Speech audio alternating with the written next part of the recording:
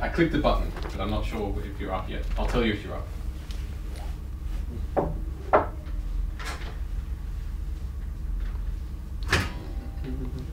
You may as well start talking. All right. So I might just start with there should be an announcement up on Moodle. There definitely is in 2017. There's an announcement up on Moodle from the Director of First Year, and these are just a list of points that you should be aware of when you're preparing for your exam and also preparing for the end of this course. So the first point I think is the most important point. We actually hope you enjoyed the course, and please fill in your My Experience surveys to let us know what you really think of the course. A good thing to do is to check that your marks are all entered correctly onto the Maths and Stats mark portal. So there's a link to that in the Moodle homepage somewhere. And if you find any discrepancy, you should be talking to either Jonathan Kress or Director of First Year. That's in the Red Centre 3073, or you should be talking to the Student Services Officer, which in this session is Marky Lugton. So she's in 3072, so next door. And you really should do this prior to the exam, so do it in this week. And any uncollected test papers, you can get these back from the Red Centre 3072, so Marky, we should have those. Important thing, you are allowed calculators, approved calculators in the exam, but they have to have the UNSW approved sticker. So please make sure you go and grab that. I would do it today if possible. Third point is quite important. Please make sure when you're answering the questions that you answer each question in a separate booklet. There's going to be 4 sets of questions. Each one should go in a separate booklet. This will just make the marking easier. So we're less in danger of actually missing anything you've done if you've organised it. Yeah, not that we're going to miss anything that you've done. It's just hilarious and painful when people put all their stuff in one booklet, and we just have to deal with it. Normally in second semester people figured this one out. I think so. Yeah, it's usually pretty good in second semester. All right, another important point is check carefully where your exam is being held. Misreading your timetable and missing the exam is not a valid excuse. So you really should check carefully. Yeah, one year I remember I went to the wrong place for the exam and I had to run from Upper Campus down to Randwick Racecourse. Not a pleasant experience. Made it though. Yes. So it's downhill, you go fast. So I have no idea where your exam is actually going to be, so make sure you check yourself. If you miss the scheduled examination for medical reasons and you intend to apply for special consideration, you must read the documentation in the information booklet. So follow the instructions there very carefully. Should we read these points? Which one of these do we have to read? Jonathan put this up, didn't he? Yeah, it's all available. I still just want to, just for anyone who's... Is there anything that you want to emphasise? This is a good one. Provisional mathematics marks will be available on 5 PM Tuesday the 27th of November. And usually the provisional marks are exactly what appears in your final marks. So if you want to know what your maths marks are a little bit early, 27th of November, put that one in your diaries. This one is quite important. There is a pre-exam staff consultation roster. So in this following week, there's an announcement in Moodle which tells you which people are available on what days for consultation. Yeah, I can see you've highlighted number 10. Yeah, number 10 is also very important. Good luck. All right. Josh, you're up. Okay. Oh, did you tell them this is 2017? Oh, yes. This is... That's it. So, yeah, the exam we're going to be doing is the exam from 2017, Session 2. So I'm going to be first up, and I'm going to be doing some integrals, which should be visible here. All right.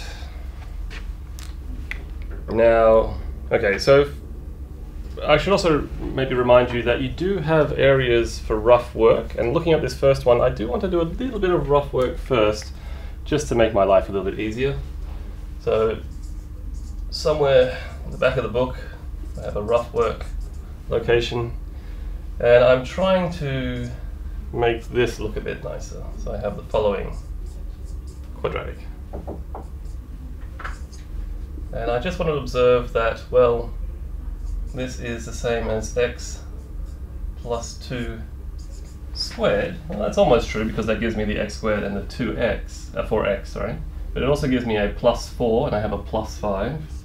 So it should be that plus 1. So just double checking, the last term is 4 plus 1, 5. Good. So now I can do the integral fairly easily. So let's see, this is question 1, I part A, and I1 is just the integral 1 over the square root of x plus 2 squared plus 1. Okay, now this is fairly close to a standard integral, and I'll be using the table in a second. I'm going to do one more thing though, just to make it easier for me. I'm going to do a substitution. So again, I'll probably do this in my rough work. I'm thinking x plus 1 equals u, dx equals du. So this is the same as the integral 1 over the square root of u squared plus 1 du. And because this is in my rough work, I might just copy it here where x equals u. X plus 1 equals u. And that is equal to, well, I need my standard table of integrals. So let me grab that.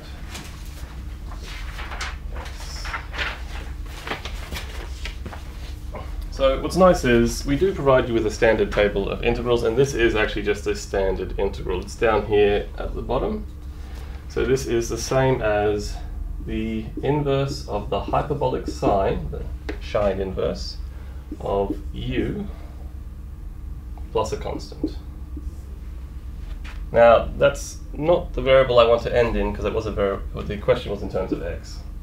So this is the inverse of the hyperbolic sine of x plus 1, all of that plus a constant. Okay, so yeah, remember you have this basic table of integrals. Not every integral can appear here, of course, but all the basic ones that you probably need to.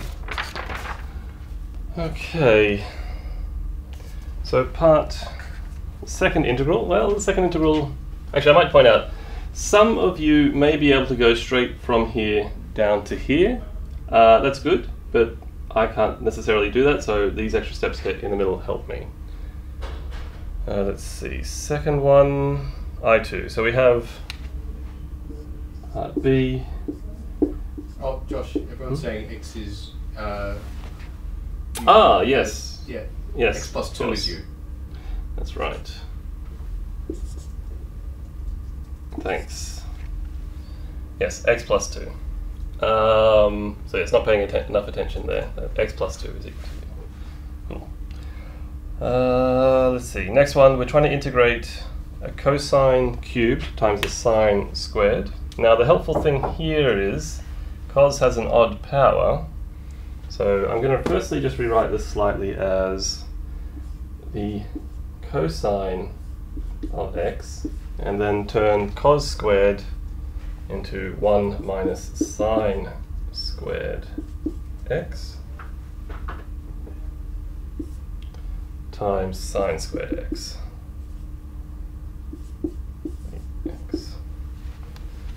Now what's nice is derivative of sine is pretty much cos. In fact, it's exactly cos. So some of you may be able to integrate this by inspection, but again, I'm not really that clever. So I'm going to do it using a substitution. So I would think of letting z equal the sine of x, just because that gives me dz is the cosine of x.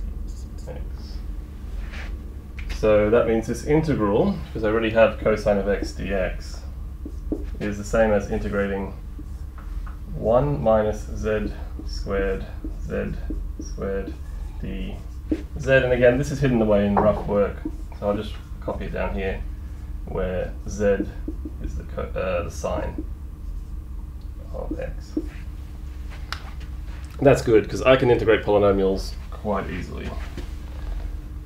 So that is,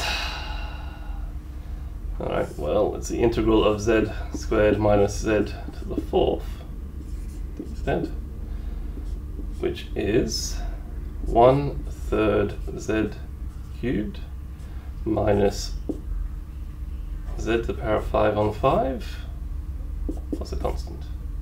And again, I really should have this in terms of x, so it's a third of sine cubed x minus a fifth of sine to the 5x plus a constant.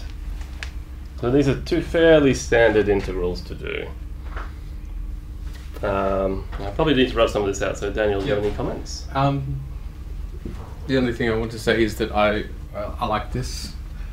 I like just being really meticulous about this. I mean, maybe some of you are brave enough and fast enough to do this in your head. Awesome, but I like the way I do it is this way because I don't want to lose a mark because I did something reckless in here. So yeah. I appreciate that Josh is doing it the safe way that is you're being risk adverse here. Risk adverse, yes. Well, if I turn it into a question, I'm much less likely to make mistakes with polynomials than I am trying to go from here to here. Yeah. So I'm sort of taking a safer path. It's harder to fall off this path. But some of you are going to be so kind of practiced at this, you'll want to go straight to there. That's also fine. I still like your method. Yeah. It's good to know your own limits. Let's see. So one more integral. This is the integral of a rational function, and it is a little bit of a complicated looking one, but it's not that bad. But I do need some space. I think this... You can just rub it all off. Yeah, this will probably take twice the amount of space as it'll take the exact amount of space that I just used for two of these parts.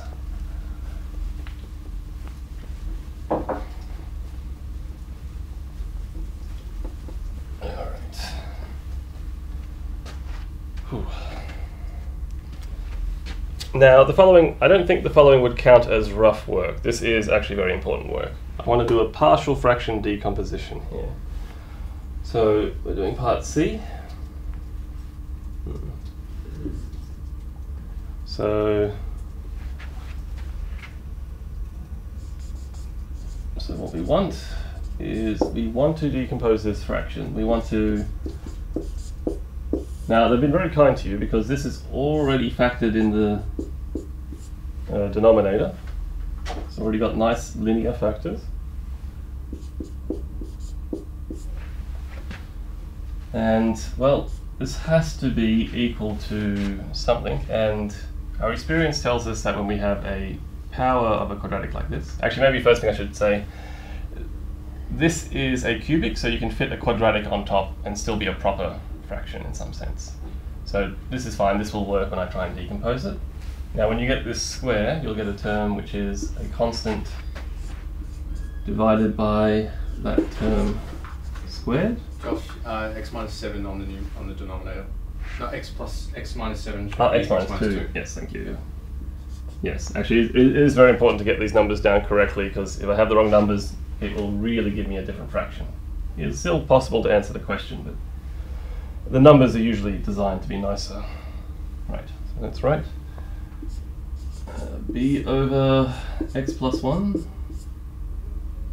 And finally, C over x minus 2.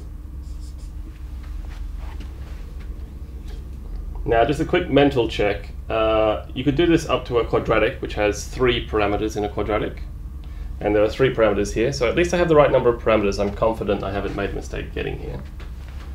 And what this is telling me, if I multiply it through by this denominator, I need to have x plus 7 is equal to a times, well, when I multiply this through, I only get an x minus 2 left. When I multiply this through, I still am left with an x plus 1. And this will leave an x plus 1 squared. Right. Let's double check that. Yes. Alright. Now, there are different ways you can get these constants. Here, the easiest way is to try and make some of these terms disappear. So subbing in x equals, so easiest thing to do first, let's make these two go away because they both vanish when x is equal to minus 1, which means we have to have that 6 is equal, so 7 minus 1 is 6. This becomes minus. Yeah, Josh, B should be, the B part should be B times x plus 1 times x minus 2. Yes, it should, shouldn't it?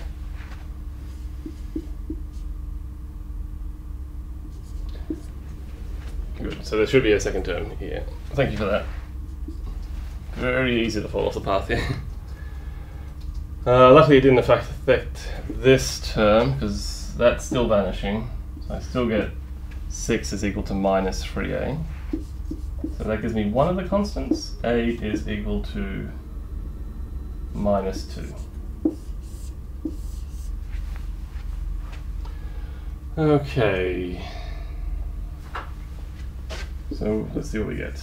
Let's now sub in. Well, I can make these two vanish with x equals 2.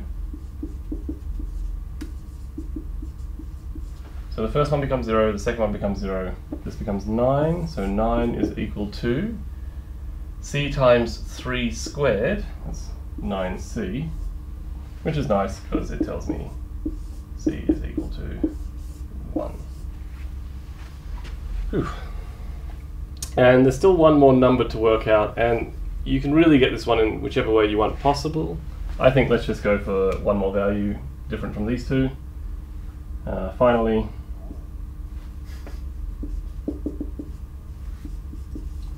x equals 0 seems like a good choice.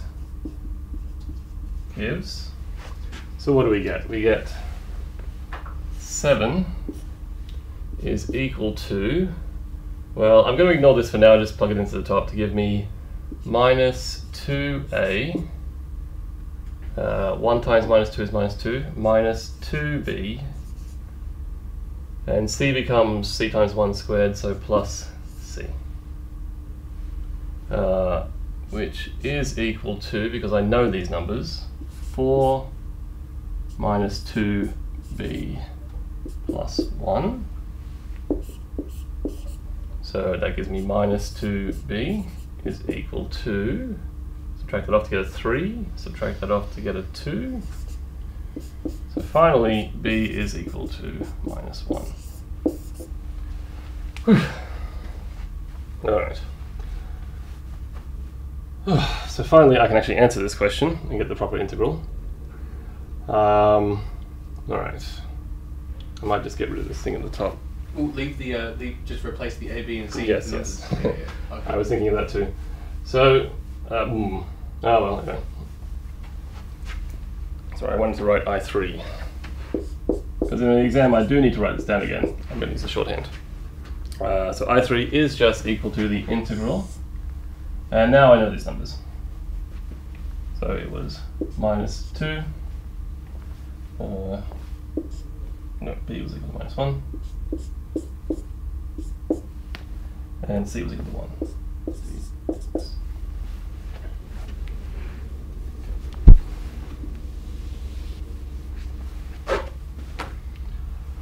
Okay, so let's see. That will be, and I'm a little bit slow, so I'm going to do this backwards. I know it should be this to the power of minus 1, because it went from minus 2 up to minus 1. If I take the derivative of this, it spits out a minus 1. I need a minus 2. It's twice that. So that's the first term. Second term, well, this is a fairly easy integral. It's just a log. I would insist that you should put the absolute values in to make sure you can define this everywhere. This does give you the full integral in every point. And the last one is also just a log absolute value, x minus 2, plus a constant, of course. So I think I managed to prove that. This is quite tricky. It's easy to make mistakes doing these sort of questions.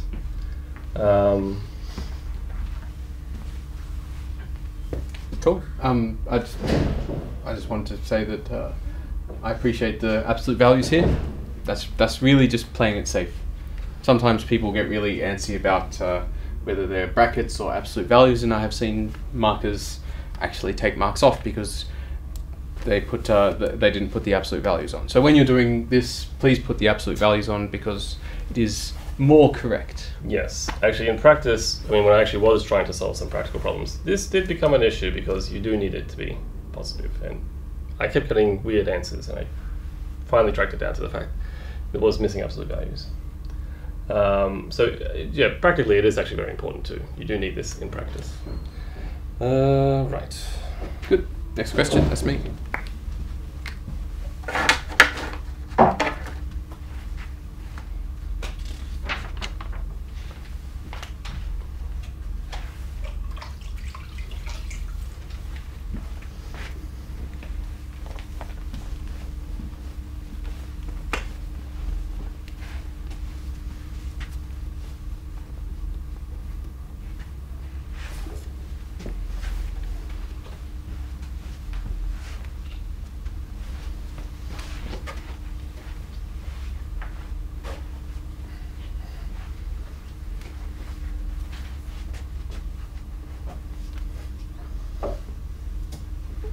Alrighty.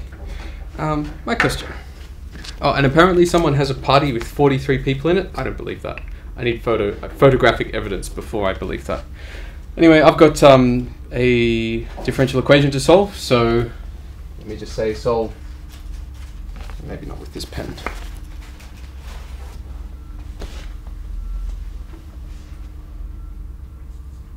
Can I get a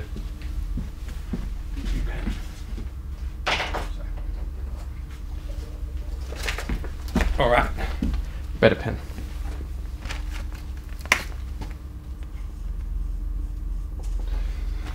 Solve y double prime plus 2y prime plus 2y equals 2x. Right, and you can just, normally I go through a bit of a long-winded version of this. I'm just going to do it exam style now. Characteristic is lambda squared plus 2 lambda plus 2 is equal to 0. And you have to solve this to find lambda. This is lambda squared, lambda squared plus 2 lambda plus 1 is minus 1. And this here is a perfect square. So that's lambda plus 1 squared. And then I can take the square root of both sides. Lambda plus 1 is equal to plus or minus I, and so lambda is equal to minus 1 plus or minus, not square root I.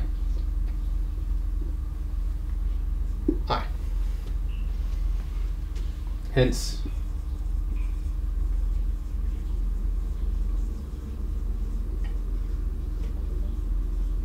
is y, maybe we'll call it y sub h, which is a e to the negative 1 plus I x plus b e minus 1 minus I x.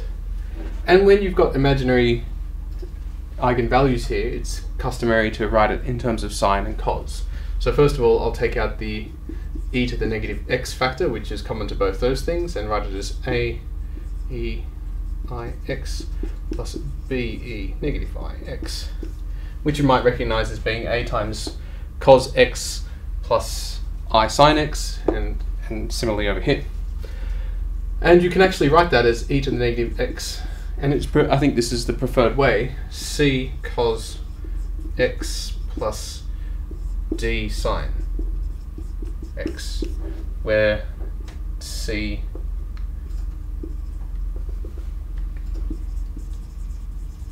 is a plus b and d is a minus b. Just writing the solution in terms of these here real constants. You see, the problem with this one is you've got imaginary parts here, and this function should be the solution here is over the reals. So it's traditional to just write it as a function of real things. Anyway, that's the homogeneous solution for you. Once you have the homogeneous solution, you can go about finding the non-homogeneous solution. And the way you go about it is like this. Since you have a degree 1 polynomial, on the right-hand side, you ask yourself, what kind of things differentiate to give me a degree 1 polynomial? And the answer is degree 1 polynomials. So we guess non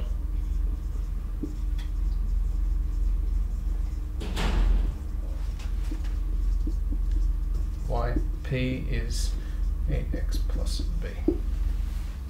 The only thing you have to be careful of with your non-homogeneous solution is that you don't guess a homogeneous solution. And since this is an exponential and trigonometric functions and this is a polynomial, there's no overlap here, so we can just guess the thing that we wanted to guess. Alright, so if this is a solution, then yp double prime plus 2yp prime plus yp is equal to, well, it should be equal to 2x, but instead it's equal to, well, so on one hand it's equal to 2x, and on the other hand it's equal to 0 plus 2a, this being twice a, and this being twice ax plus b. And so 2x is equal to 2ax plus 2a plus 2b. Which means that, so maybe I'll put in a little bit of detail.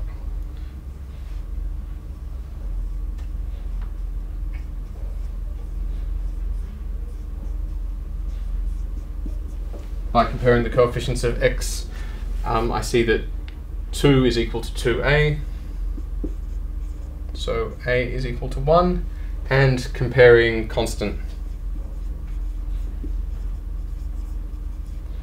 comparing the constant terms, here I have a constant term of 0, and here I have a constant term of 0, and here I have a constant term of 2a plus 2b, so 0 must be equal to 2a plus b, which tells me that and a is 1, so b is minus a, which is minus 1.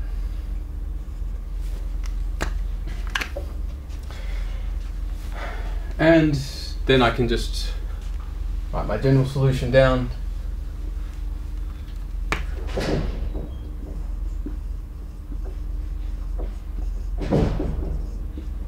Is y homogeneous plus y non-homogeneous or particular, which is e to the negative x a c cos x plus d sine x plus x minus 1. Good. Josh. Any comments about that? You might want a different pen, by the way. Yes, that looks like it's dying. It's done. No, this is exactly what you need to do. I mean, you really do need to know what the homogeneous solution is. This will tell you if there's any problems lurking in the this forcing term here, this inhomogeneous part. But frankly, this is quite different. It's cosine, exponentials times cosines and sines, and that's nothing at all like the polynomial. So it won't be a problem. Someone did ask, what if you do have a different forcing function? Well, you do have to know what to do for each particular case. So polynomial, you try polynomial, exponential, you try exponential. I don't think you'd get something like this, but if it was of this form, you'll try something of this form. That would be a problem in this case, so you'd have to do your little trick of saying it, multiplying by x. Yeah, I would suggest just give it a go. Try changing the right-hand side to whatever you want, and you can easily check your answers once you have them, because you can, for example, plug them into Maple for the exam, of course. And is it worth checking? Because this is quite a simple one, so it might be nice just to quickly plug it back in and see if it works. So yeah, there's only one term which gives the x, and that's from, where is it? Here. So when you plug this in, the only x that survives is 2 times that. Good, that's nice. And this becomes the constant plus 1, and that balances out. So in my head, I can quickly check. Yeah, I haven't made a mistake. Yeah, I wouldn't go and check the homogeneous solution though, because it takes too long. Yeah, I'll just trust that as long as we got the roots correct, this is exactly what it is. If you're going to check anything, check the characteristic equation. Okay.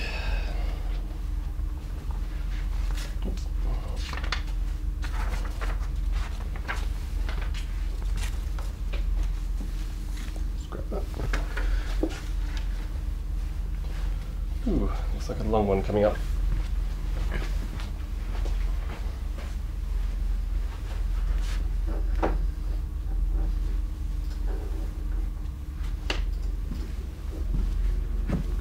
Got new marker for you here, Josh.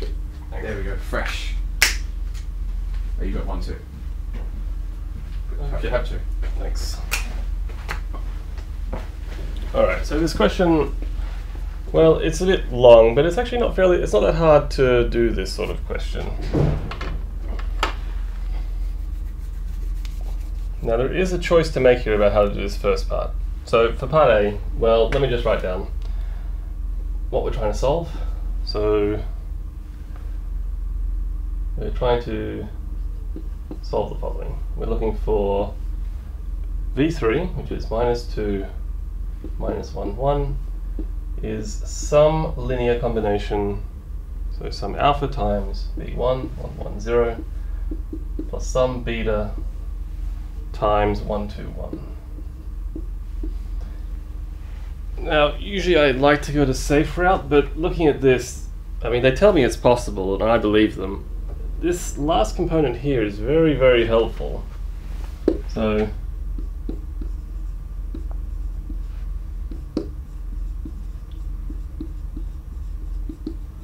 because if you look at what the last component says, if this is true, I'm going to have, so 1 would equal alpha times 0, that's just 0, plus beta times 1. I would have to have beta equals 1. And I just can't ignore information like that. You have to sort of grab that. And since I have that, well, now I can just use either of the two components to find the alpha. So that's what we have there. Beta is equal to 1. And it doesn't really matter which one I pick, so I'm just going to pick the second one.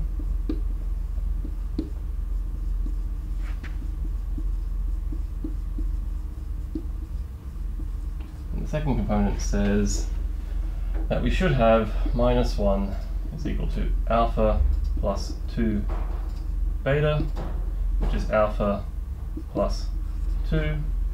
And that's very nice, because the only way to make this equal to -1 is to take alpha equals -3.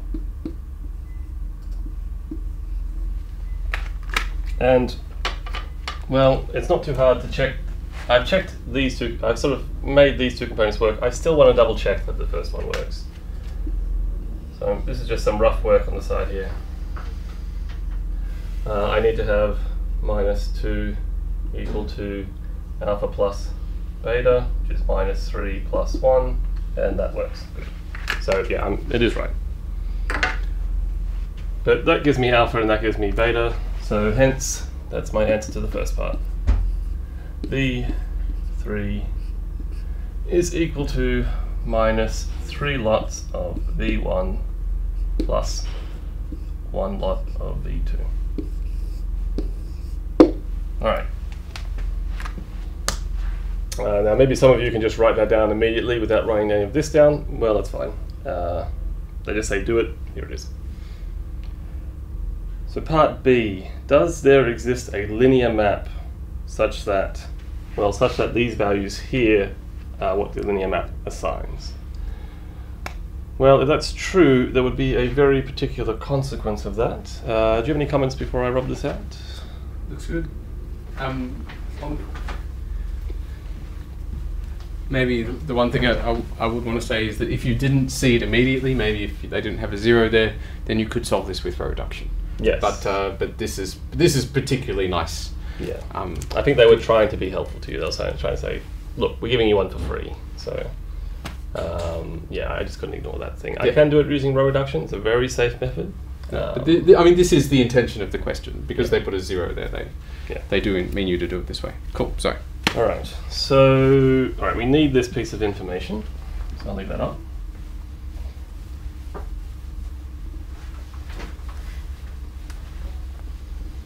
Now, the nice thing about linear maps is they have the addition condition and the scalar multiplication condition, which is to say, if they preserve addition and they preserve scalar multiplication. So if there does exist a map, there would be would be one of the consequences. If there is a linear T,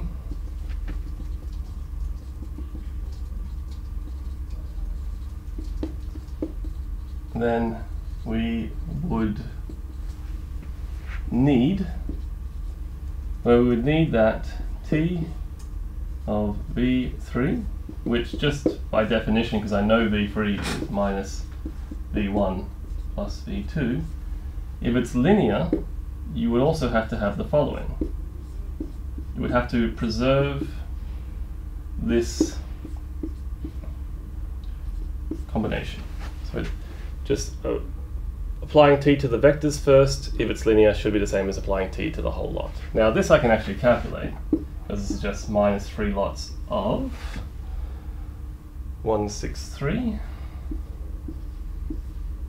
plus 1 lot of minus 2 16 2.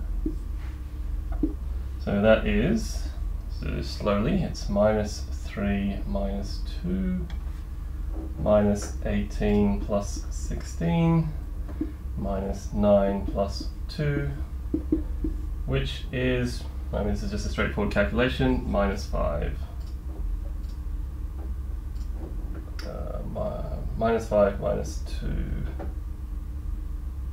minus 7. So that's what we would need to be true. We would need that V3 acting on that is that. Now if you look at it, it's not. Because the map says that they want this to be something different. So, I'll just say, and this is not the same as minus 6, minus 3, minus 8. I think that was the one, wasn't it? Yes. Which is T of V3.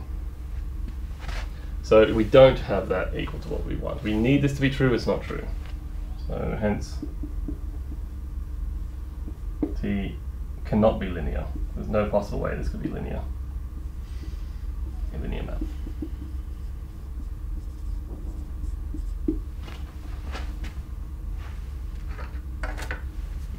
Okay.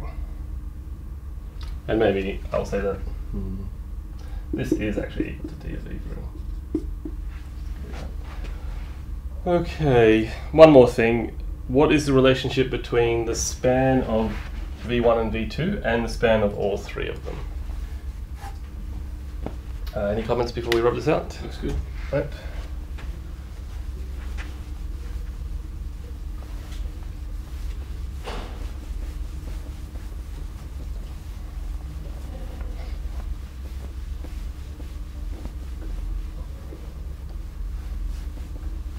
Now there's a kind of, well, I'm not going to say trivial, but there is a statement you could make that this span should be a subset of the other span, a subspace of the other span. That would always be true regardless of these vectors. But V3 is a very particular vector because we have the fact that V3 is actually in the span of V1 and V2. It's in the span because I can write it as a linear combination of V1 and V2. So that gives me the following statement. So if I didn't know anything, and I wanted to get a relationship between these two, I would have that this is a subspace of that. But I can do better here because this is actually just inside the first two. So these actually have to be equal. So yeah, you can make a much stronger statement for this case. This span is actually equal to this span because this is nothing new. Okay.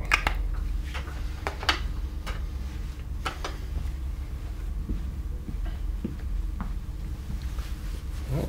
Yeah, that's good. Oh, sorry, I just kicked the camera. I think that's entirely appropriate. You either know this is or not, and you know you don't.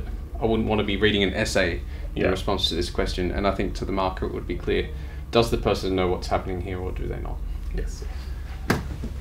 So you need to write just enough to let the person reading it know, hey, I know this one.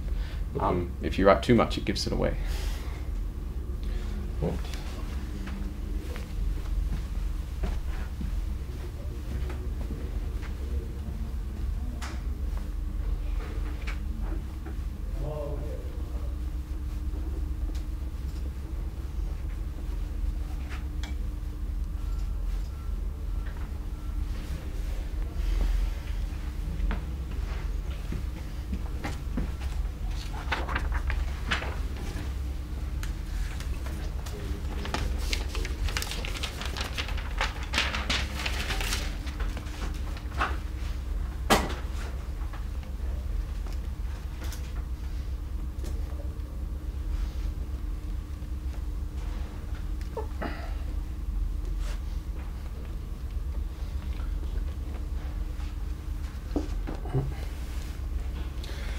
Okay.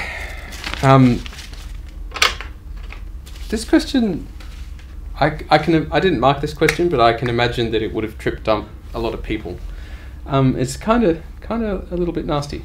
So let me write S being the set of all vectors from R3 such that x1 squared minus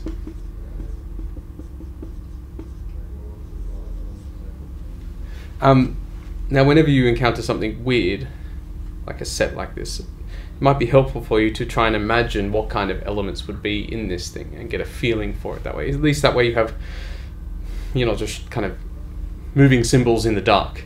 If you have some kind of feeling for what they are, then you might have a better chance of answering the question. As it stands, the first part of this question is just prove that it's closed under scalar multiplication. And we say that, or if U is an element of S and lambda is just some real number, proving that it's scalar closed under scalar multiplication means that I must conclude therefore lambda U is an element of S. So this is the setup to proving something is closed under scalar multiplication, and your job is to use this fact to arrive at this fact. So if U is an element of S, then U is of course an element from R3, and the other thing I know about it is that it obeys this Pythagorean kind of relationship, and U1 squared minus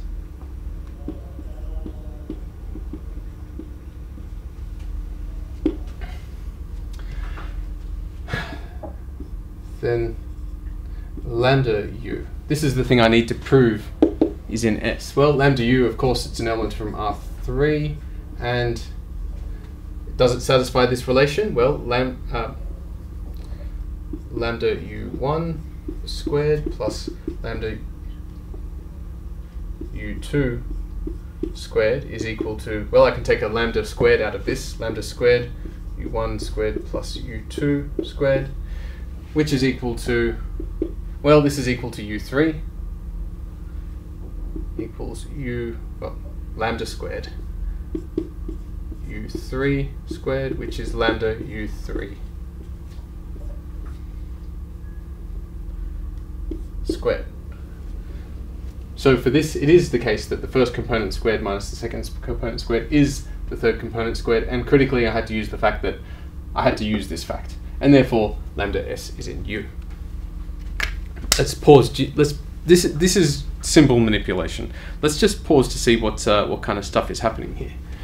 The kind of objects that live in S are objects like Pythagorean triples. You might so for part B, let me just say let U equal to 5, 4, 3.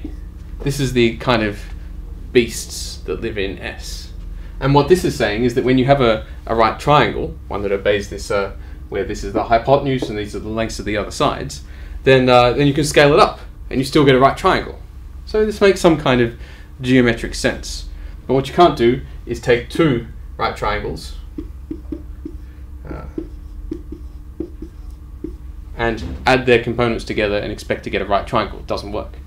So if I take these two things, these are elements of S, and I need to justify this. Since 5 squared minus 4 squared is 3 squared, and 13 squared minus 12 squared is 5 squared. This is my justification for the fact that these just aren't two random elements. They're elements of S. You might recall many weeks ago in lectures when we were, if you were in my class, we were discussing this. And you have to prove that if you're asked to prove that S breaks the law of addition, you need to call forth your witnesses. And here I'm calling forth U and V. And the first thing you have to do is show that these witnesses are somehow relevant. And you show they're relevant by proving they're in S. And then you put your witnesses together. In this case, but U plus V. Now the law says that this sum should be in S. The sum of these two things should also be a Pythagorean triple. But if you take them and you add them for 3 plus 13, 12, 5, you end up with 18, 16, 8. So where is this a Pythagorean triple? Well, no. 18 squared minus 16 squared is equal to I wrote this down, 68, which is not equal to 64, which is 8 squared. So this is not, the sum of these two things is not one of these Pythagorean triples, or it's not an element in S.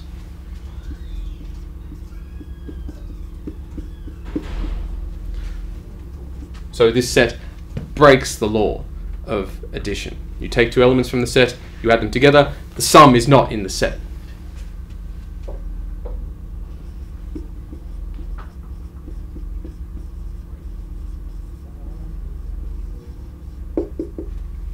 Notice the one thing I want to mention is the style of proof is very different here.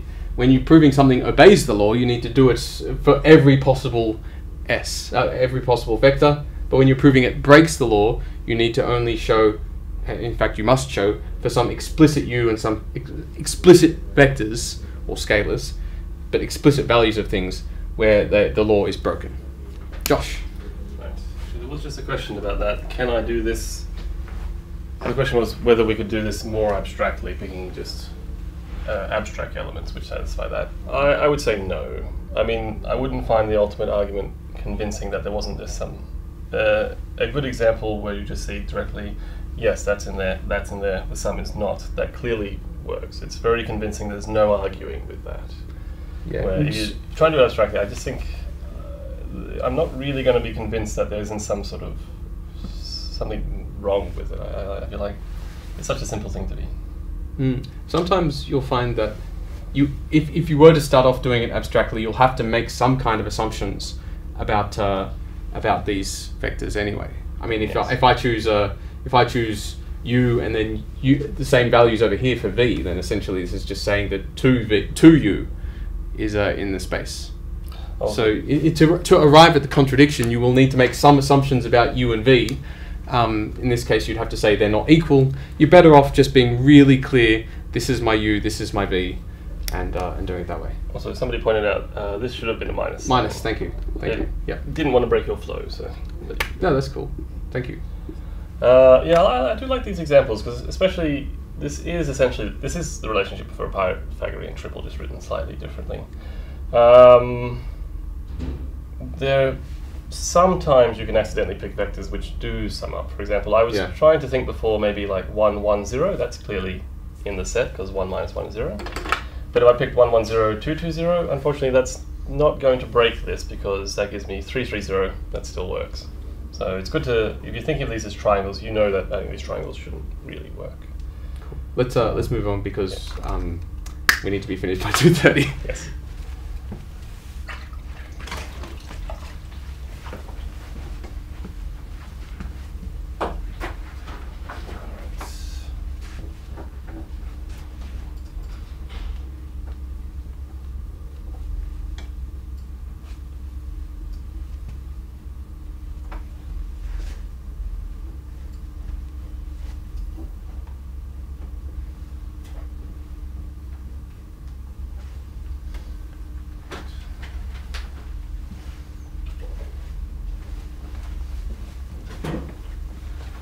Okay, now unfortunately this next question is quite long.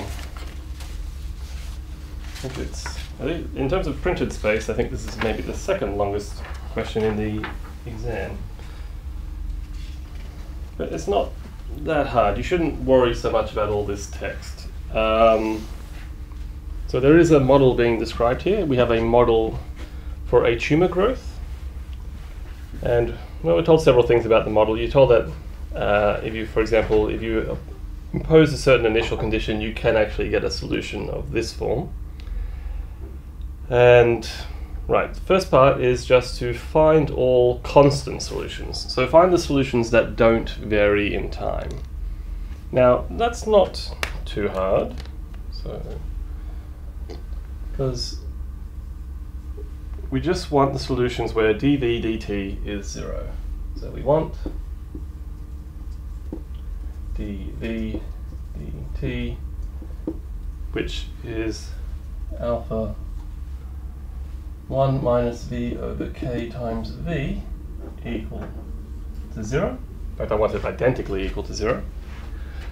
And there's really only two ways that can happen. Either, well, alpha, it says here, is a positive constant, it's not 0. So either this term is 0 or that term is 0.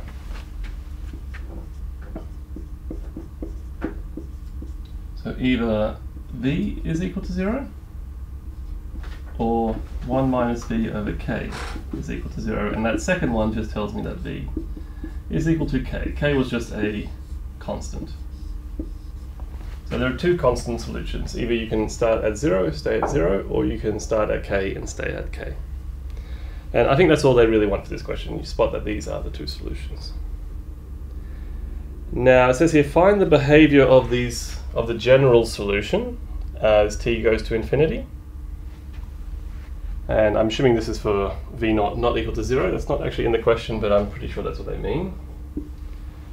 So we want to see what is the limit of the following. So I'm trying to understand the limit as t goes to infinity v of t, which is the limit as t goes to infinity k over 1 plus k over v naught minus 1 e to the minus alpha t. And alpha here is a positive constant, so this is going to be e to something tending to minus infinity, so the power up here is going to minus infinity, and we know exponential goes down to 0. It's exponential decay. I might just point that out.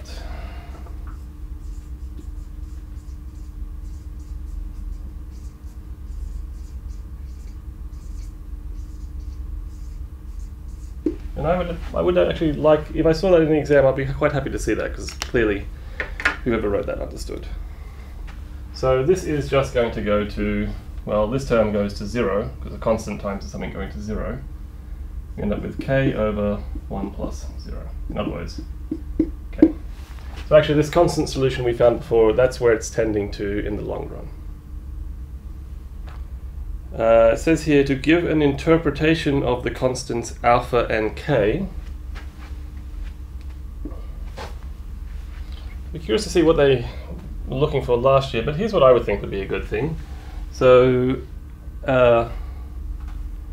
alpha gives the rate of growth of the tumour. So changing alpha changes the rate of growth.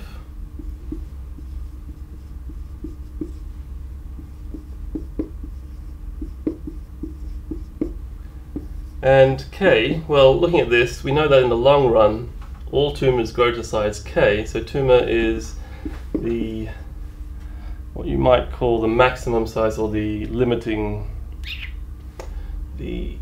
maximum growth size of the tumour.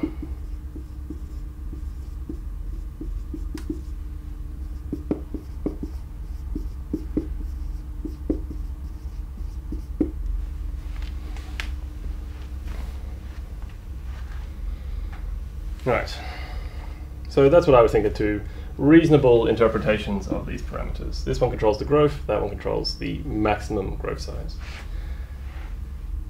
Okay, I think I will need a little bit of room for part D. Do you want to make any comments? No, looks good. So for part D, we're given a different model. This is a different model for growth. Now it says here, without solving this equation, explain which of these two models predicts a faster growth for tumours which is much smaller than K. Right. I mean, there are interesting things. If you do look at that model, there are interesting things to see. For example, in the second model, when V gets close to K, log of what, it becomes log of 1, which goes to 0. So there is another constant solution there. So they're very similar models in a sense. But I'm really just interested in what's happening for small v.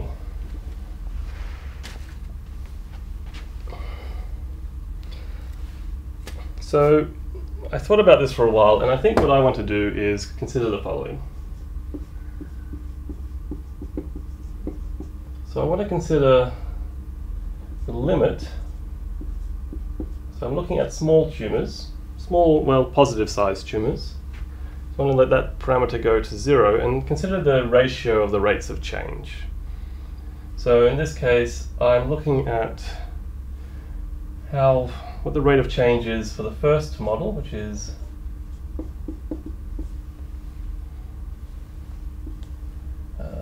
that, and the second, oh sorry, that was the second model, and the first model, which was alpha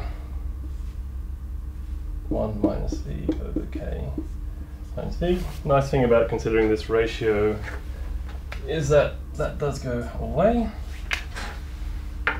as does actually this term. And I'm looking as v goes to 0, where k is positive. Alright, so the bottom here is not behaving badly. The bottom here is going to 1 minus 0. That's fine.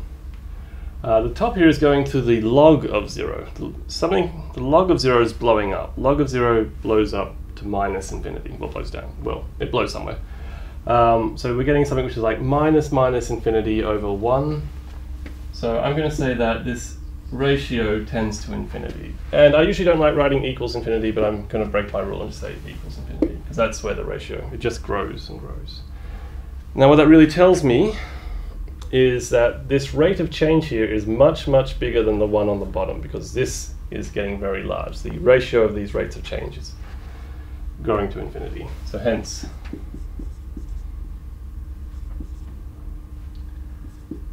the rate of change is much larger for model number 2 for small v. Yeah. So I think that's how I would argue this one, that you can see that this ratio, for very small v, it is blowing up very large. You have any questions or comments, Dan? Sorry? I'm just thinking about a different way to do that one.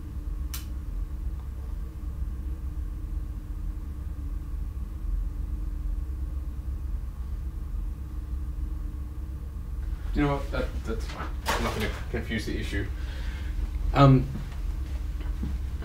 think this is a nasty question. This is quite nasty, and I think, I didn't mark this one last session, but I can imagine that a lot of people find that, especially this last one, quite hard. Yeah. Because a lot of us, I mean, I think a lot of people looking at this can probably tell that this term and that term. Yeah, but also, giving an interpretation of something. I mean, unless you've encountered this before and you know this is the logistic equation used to model populations, it's probably very difficult for you to give interpretation of what the k and the alpha and the the meaning of part A. Probably all of this is just confusing because unless you've seen it before, which it's not even in the syllabus. So yes. I don't like this question. Well, I feel like the first parts did try to lead them to the answer. It says, here are some constant solutions, what's happening for large things, and then, yeah, the interpretation is quite hard. You have to really pay attention that we gave you 2 hints at the start. Still don't like it. All right. All right, my question.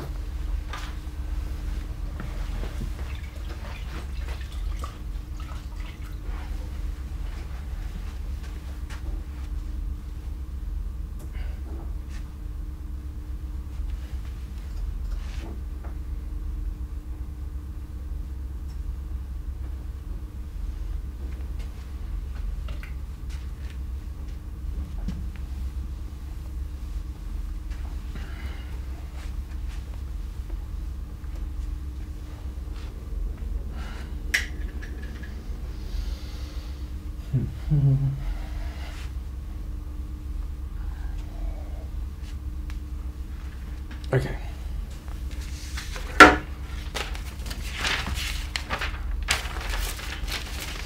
Alright, we have yet another very verbose question. The important thing to do here is extract the relevant information. So you're told, if you read the question through, you see it's a total differential approximation question, and hopefully you know or recognize or remember enough about these style of questions to know what is relevant and what is not relevant. The fact that this is a specific gravity of some object heavier than water, blah blah blah, this is air, this is water, not relevant. You just need to know x, y, the approximate values of x and y, and the error to which these things are approximated. So let's just extract the relevant bits so we don't have to look at all this irrelevant stuff. Z is x on y, x minus y. Good, we needed that. We also talking about evaluating this thing at x0, which is 21.3, y0, which is 10.2, and we're also told that the difference between the value of x, the true value if you like, and the measured value is less than 0.01, and similarly the value between y is also less than 0.01. Was that 2? No. With x, without the zeros. There. Alrighty. Find dz dx and dz dy. Okay. So part A. dz dx. Well, this is dx of x on x minus y. I don't want to differentiate that, that's got too many x's in it, so instead I'll differentiate, what will I differentiate? X minus y plus y, which is dx of 1 plus y on x minus y. Okay, and I'll differentiate that. That's just y times 1 on x minus y squared negative. Yeah.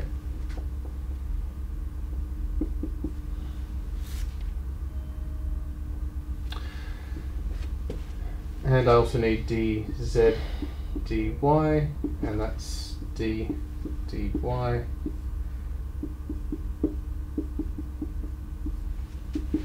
which again, x is constant, x on x minus y squared, where the negative I get from this power cancels with the derivative of the negative y. Okay. Part B.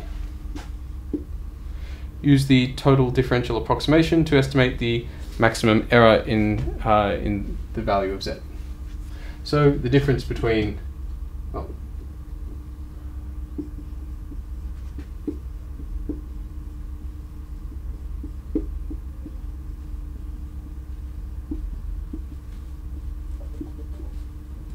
so z minus z0 is approximately equal to dz dx evaluated at x0, y0 times x minus x0 plus dz dy y x0 y0 evaluated at y minus y0. And because we have absolute values here, and we're asked to find the absolute value thing here, we'll go z minus z0 with the absolute values around it, and then that's going to be less than or equal to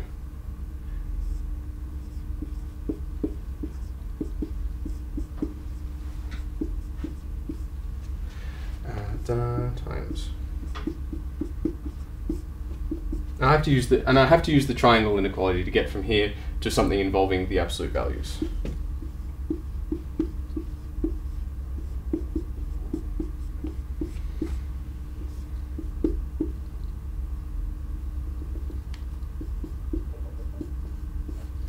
Good. So maybe I'll say bye.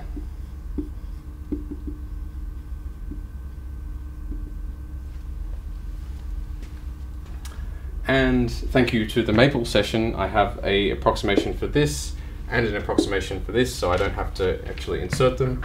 This is less than or equal to, what is, let me just read that there. dz dx negative 0.0823, let's say, times 0.1 plus this one, 7.3 times, which should be equal to 0.256 times 0.1, which is 0.026.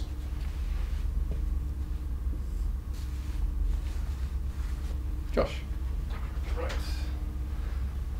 So yeah, it's very helpful of them to include this Maple output, and we always like to think that you shouldn't need a calculator to do these exams. You should have one just in case you maybe.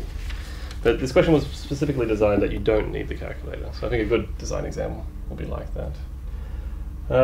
I find myself curious to know whether approximating to 3 decimal places here has sort of made this inaccurate up to that 3rd decimal place, but to be honest, the markers aren't really going to care about that, I think.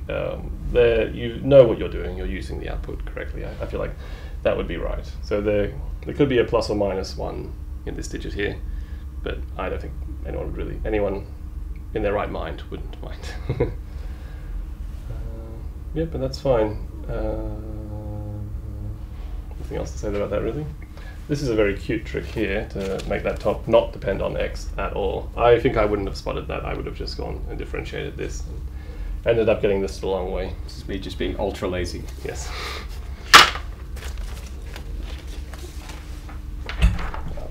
I'll do the next scene.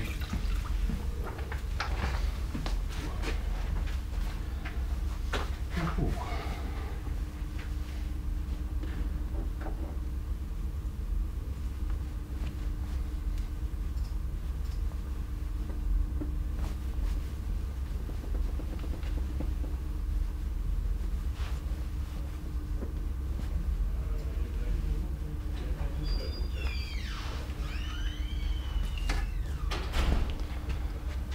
Right, so this question is about a probability density function. So we have a continuous random variable. So it's defined over all real numbers.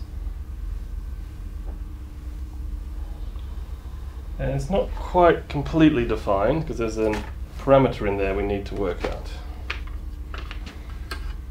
So part A is what value of k makes this a proper probability density function. So, alright, question part 3, part A. And again, there's really only one factor I can use. We need the following.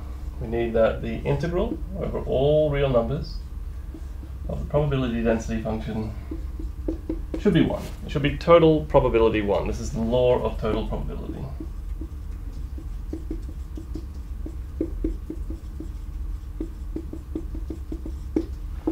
Alright, thankfully it's actually only defined over a small compact set, so we really just need that the integral from 0 to 3, k times x squared, which is, dx, so that is just kx cubed over 3, so x is going from 0 to x equals 3.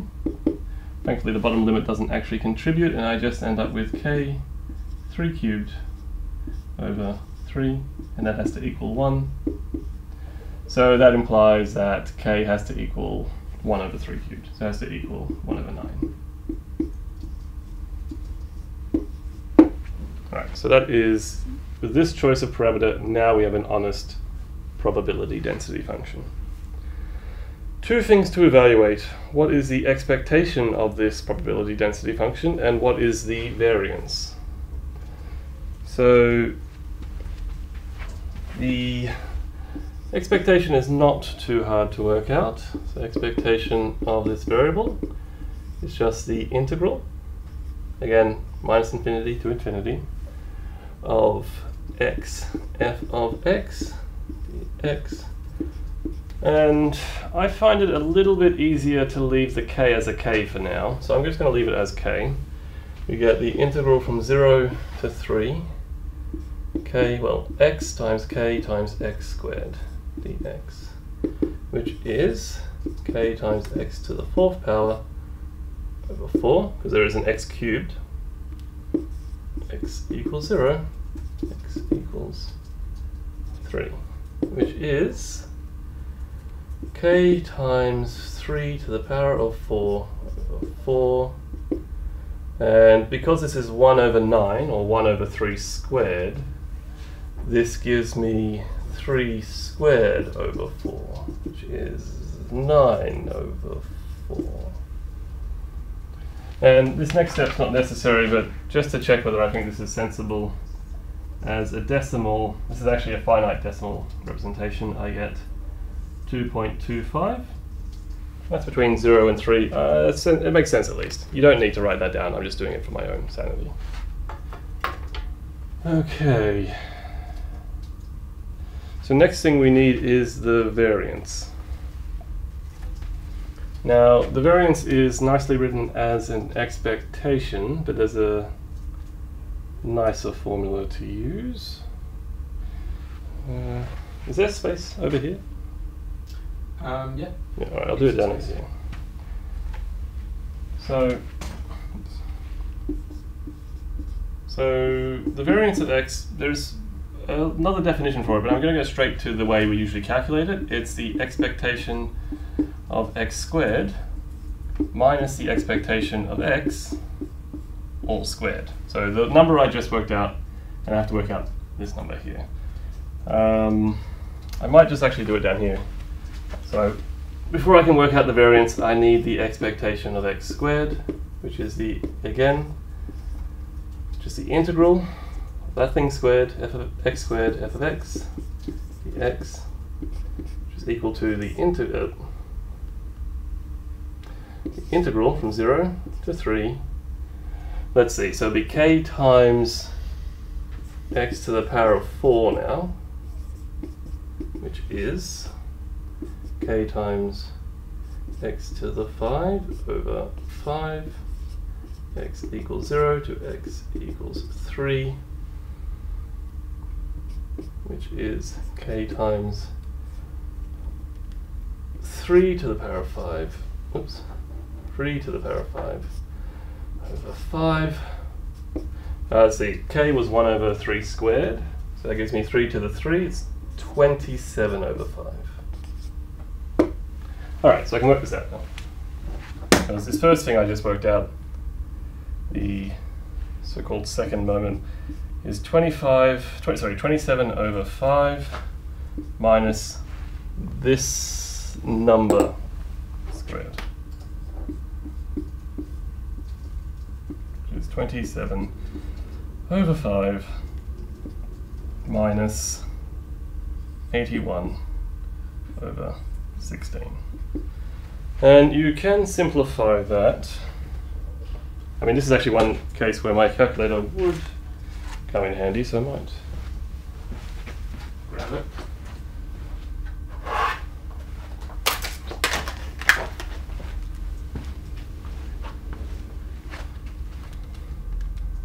Oops.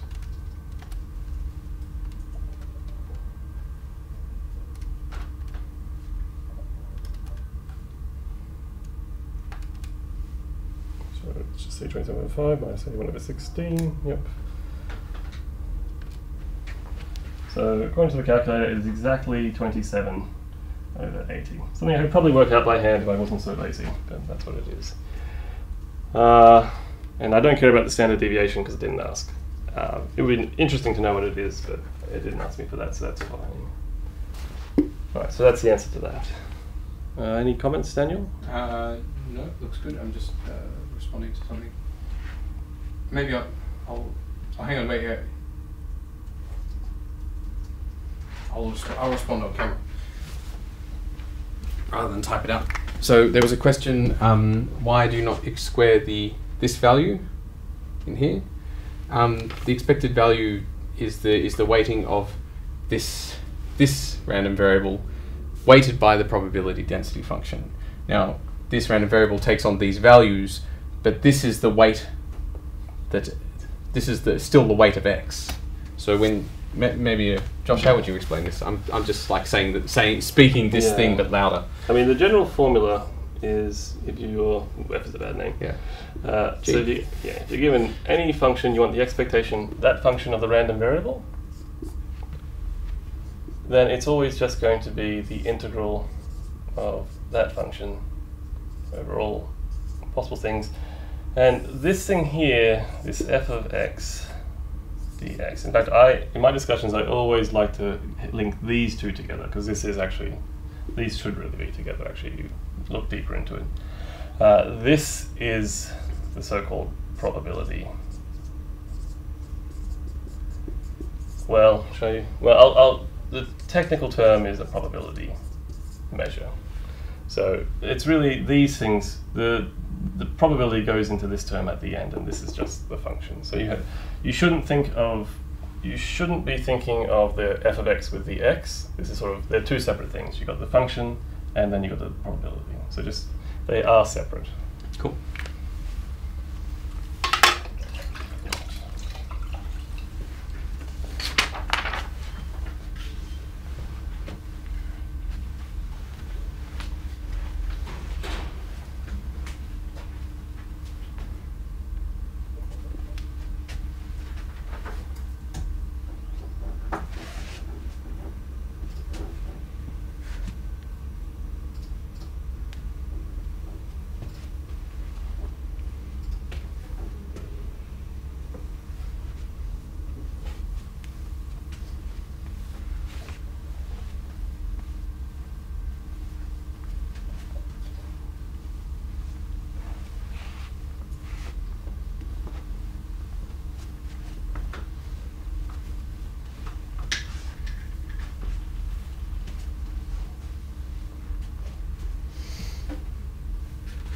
Ooh, this one. This is a nice one.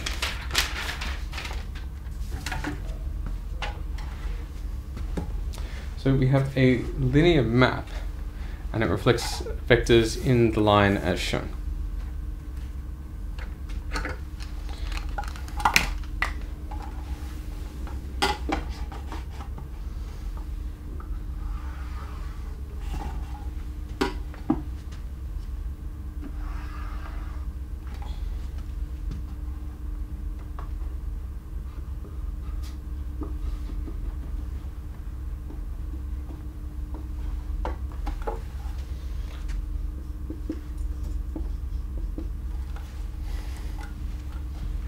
Yeah, there's lots of different ways you can do this question.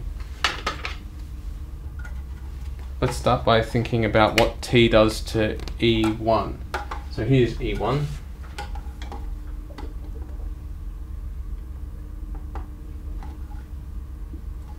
And this is the vector E1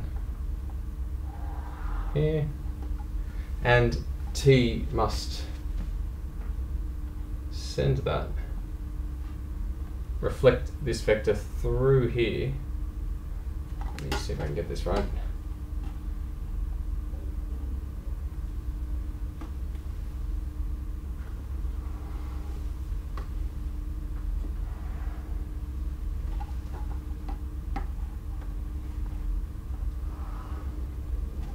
Here. So here is E1. This is a right angle. This length here is the same as length here, so what t does is takes this and just puts it over here, t of E1. Now there's lots of ways you can go about this question. This ends up being quite a familiar triangle. The way I wanted to do it is with projections.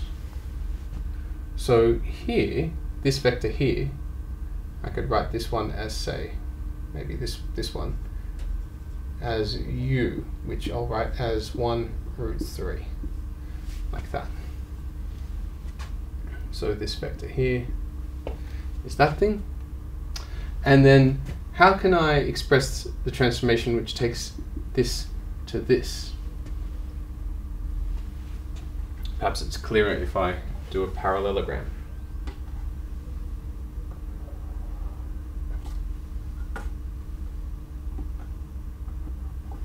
Maybe I'll draw U up here.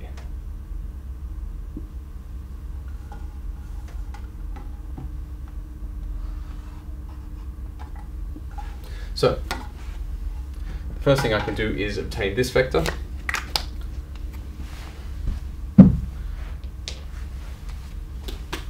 This purple one here.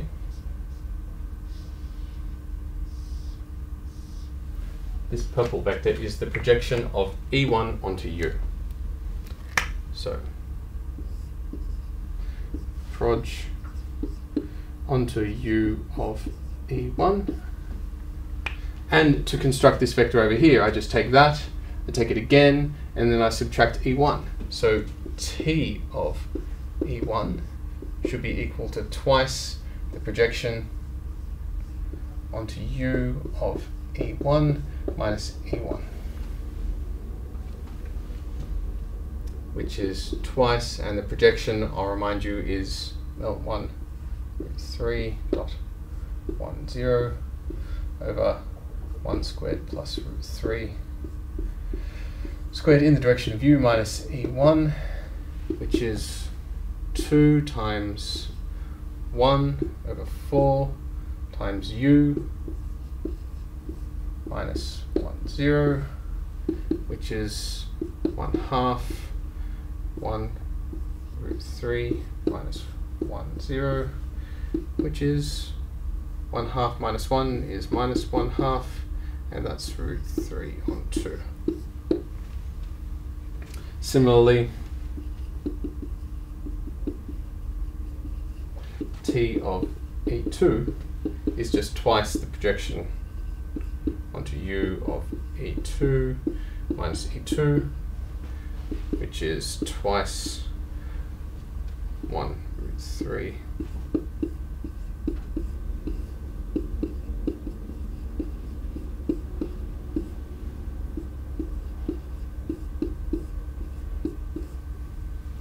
Which is twice √3 on 4,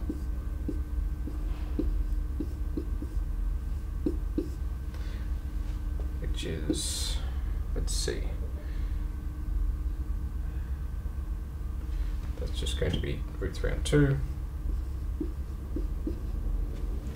This one here is 6 on 4, so that's 2/3, 6 on 4, 3/2.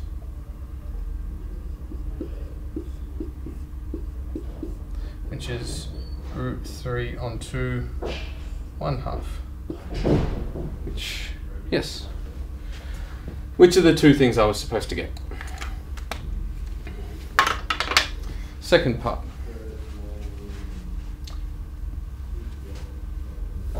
Yeah? Someone did ask, is there an easier way to do this? Easier way. I mean, you could probably reverse engineer it. I mean, you do know what this point is. These will end up being familiar triangles to you with 30 degrees and. I must admit, this isn't actually the way I did it. But when I did it, because I was taking a look at this question, I think this is actually fairly easy. You just calculate this. There is another way to do it. Go on. So I might point out the way I did it, just because my experience with these projections is always to use the normal. So in my case, I had another vector. This is going to be easier. Yeah, I'm not sure if it is good. Well, so the thing is, you have to know what this normal is. So I need a vector perpendicular to your U, which is actually fairly easy to write down. Say 1, √3 minus 1. So my formula would have been slightly different. Instead of, do you want me to? I'll go down here. Because I might need to make a picture just to explain how this works. So in this picture. So, oops. So this is my V. This is the plane. I just want to work out what this part is here. So what this vector is here, the projection of my vector onto the normal, and then I just need to subtract two of them. So in my case, for example, you get t of E1 is equal to just E1, and then I just need to project onto this vector, subtract 2, so minus twice the projection of E1, in this case onto V, the normal to that plane. Which isn't really much easier than this, to be honest. It's pretty much the same calculation, but this one is using a vector perpendicular to the line. This is one which is normal. I actually favor this one because when it comes to projecting in 3D planes, I know this is what I need to do. 2D, you can be a bit more fun. I didn't even think of this. This is quite nice. But yeah, I don't think either of them are really kind of easy. No. There'd probably be lots of ways to get to here. Look, you could probably bash it out just because you know what the coordinates are here. This triangle will end up being familiar to you. Yeah. You could probably work it out that way. Yeah, and that I don't think that would be easier at all. I think projections. No, either of the projections. That would involve like a page of sine, cos, and tan. I think this is the easiest way. There might be ways that don't involve projections, if that's what you mean, but I wouldn't describe them as easier.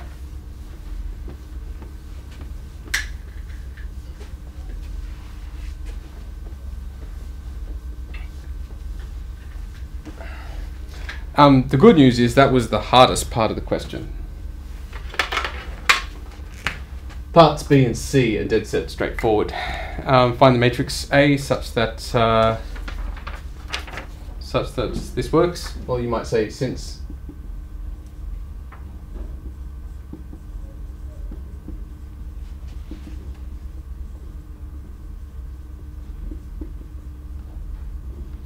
reflection is linear transformation by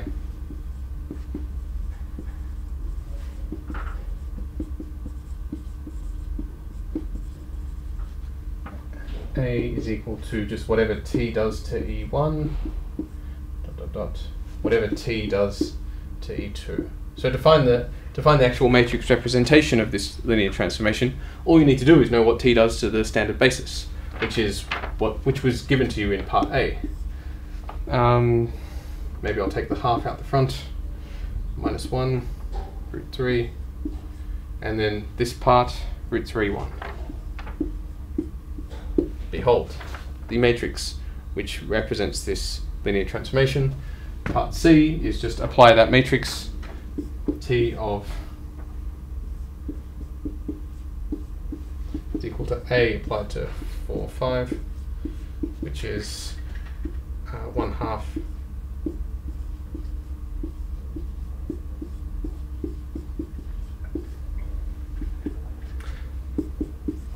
so that's minus 4 plus 5 root 3, 4 root 3 plus 5.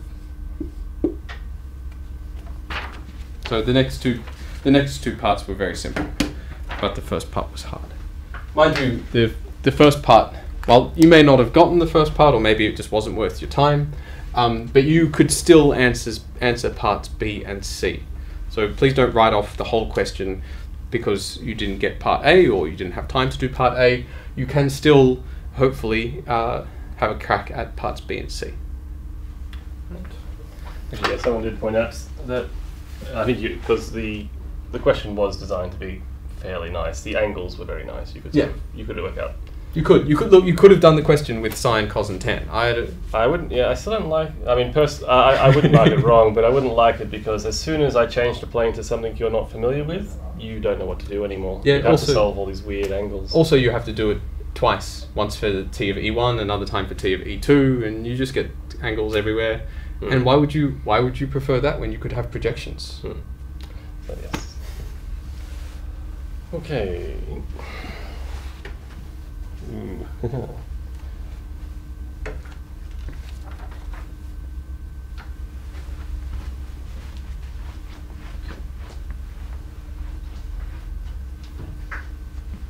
I mean, the purpose of the question, of that part of the question, to me was projections, and that was the spirit of the question. So I think it would be wise to answer it in the spirit of the question, even though you could conceivably answer the question just using high school methods. Yeah.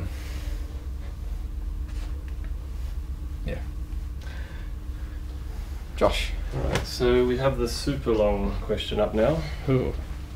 Do I need to scroll it? I think you will, because you can't even see the question yet. All Right. you can see is the information. Ah. So at the moment, there is a big, long maple well, actually, the maple session is not that long. It's only a few commands, but the output takes a bit of space. So we have this matrix A, and we have the Gaussian elimination of A. And then we define a new vector B and use the linear solve command. So we're solving the equation AX equals B and getting the general solution for that. Now, there are only 2 questions here, and they're actually not very hard. The maple session should help you get these quite quickly. So first one is, give a basis for the kernel of the matrix A. Now, there's 2 ways I can see to get this from the code. I might do it so I'm going to do it using back substitution. So if we look at the second command where it says Gaussian elimination A, I can use that to find the kernel, because it's already row reduced. Do you want to write, give a basis for the kernel of A? Yeah, I'll do that. So the question is, give a basis for kernel A, so ker A, right? No, the kernel of A. Kernel of A. So that's the question.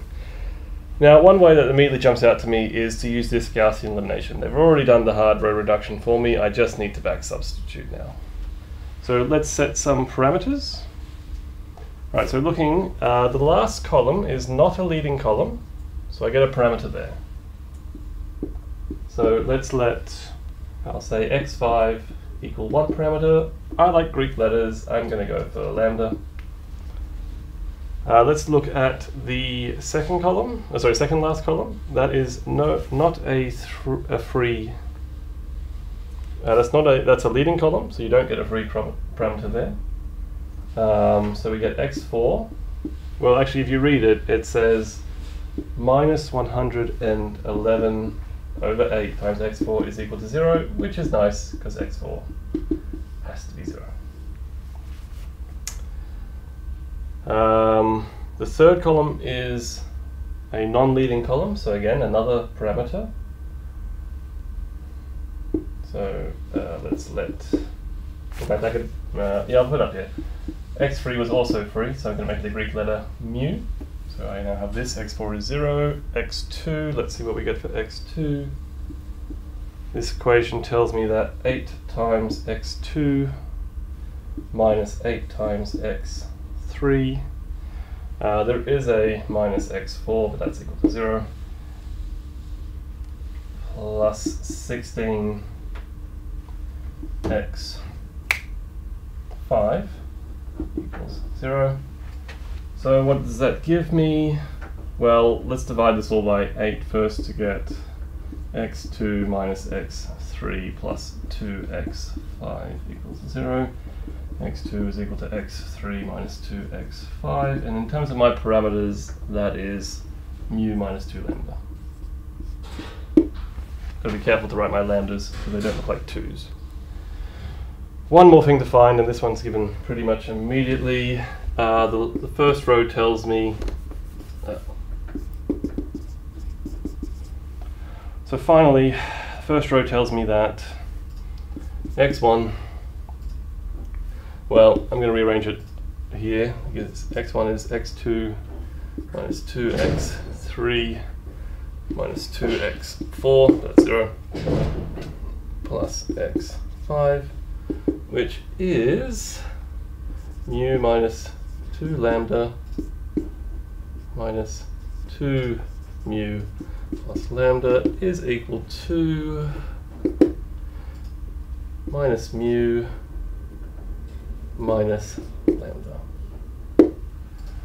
Alright, so that allows me to find a basis for the kernel. I am really short on space, so I'm just going to rub out the question and write down the solution.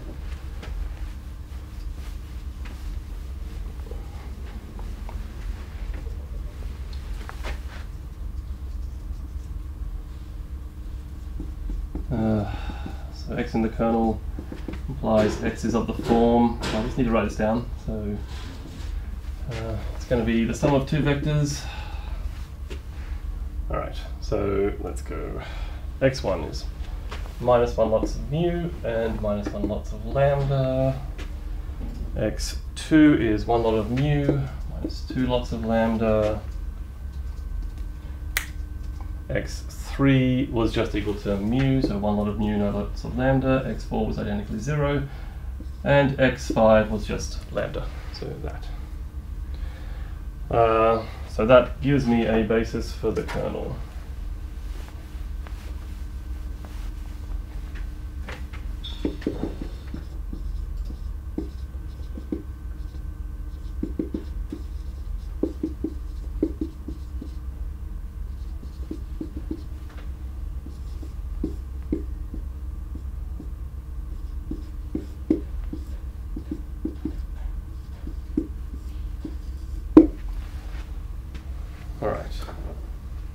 I feel like there should be some comments about this particular solution. Do you have any comments? There is a way to skip all this calculation. So there is a way to write down the kernel based on the output that is here without having to do the back substitution. Should we let them know? Do you know what it is? Could you show me the linear solve command? Yeah. Just makes sense better. Alright, so if you look at the linear solve command, what's very nice about solutions to this, every solution of the equation AX, sorry, so we're looking at solutions of the following equation. AX equals B. Everything here can actually be written as a, well, a particular solution, so X particular, plus something in the kernel. So you end up with a particular solution where this is an extra thing which is actually in the kernel. Now actually, if you look at the answer I got, this is exactly the solution they get when you remove the constants. So the coefficient of T3 in the output was actually this vector, and this was the coefficient of T5. Now this is, I think, a very advanced piece of knowledge. Yeah, I don't think they're ready for this witchcraft yet. Maybe second year stuff. So in the future, you'll be able to actually, So I think this is a fairly fail-safe way to do it. You just have to back substitute and solve. For those lucky few who did actually realize that this was just given in the output as well, that's good, but yeah, I don't think we expected that to happen. No, we didn't. We haven't taught them this. No. All right. Part B is actually also very simple. So part B is, let's just give a single solution, any solution to the equation AX equals that vector, and that is the vector B. So you already have a parameterized solution.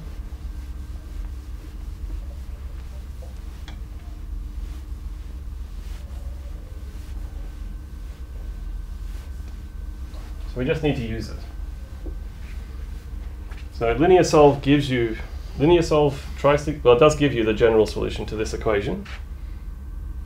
So it's part B. So using the output of linear solve A comma B, so that just solves AX equals B. And I'm just going to pick some numbers, and it seems like the easiest thing to do is to pick parameter T3 equal to 0 and parameter T5 equal to 0. So we'll just get that solution, give solution, x equals, so just plug in 0, 0, you get 1, 5, 0, 1, 0.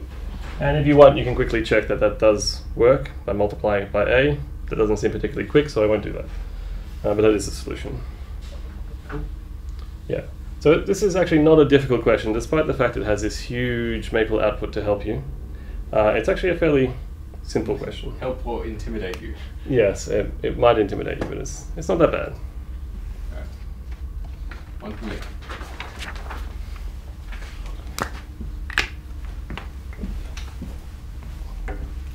We might need to pick up the pace. times it now? 20 to 2. We're halfway through the exam.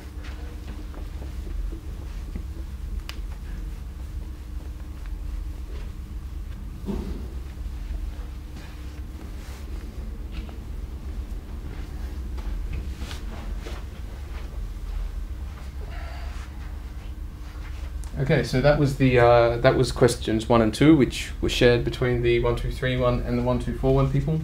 The next two questions are the 1231 questions, which are similar to the 1241 questions, but designed to be just a slightly easier, but only slightly. This one, 4 questions. So this is part I. Let that be a linearly independent set. So maybe I'll write down some of the relevant information here. S being B1, B2, B3, B4, then linearly independent, and V is the span of S, a vector space. Which of the following are true? A. The set S is a basis for V. True. Since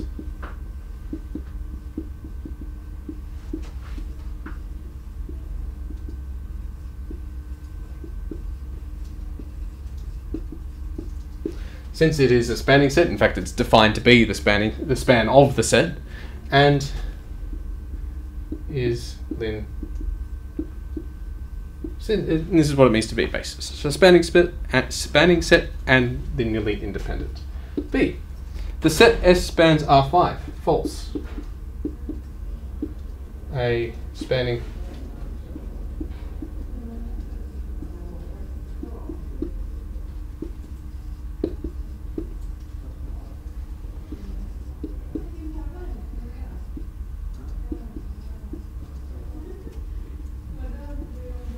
think of R5, anything with 5 dimensions goes off in, if you like, 5 different directions. And in order to cover all these directions, you need at least 5 vectors in your spanning set. So because we only have 4, and this goes off in 5 different directions, can't possibly be a spanning set. We simply can't cover them all. C. There is a set of 5 vectors in V which is linearly independent. False. Number of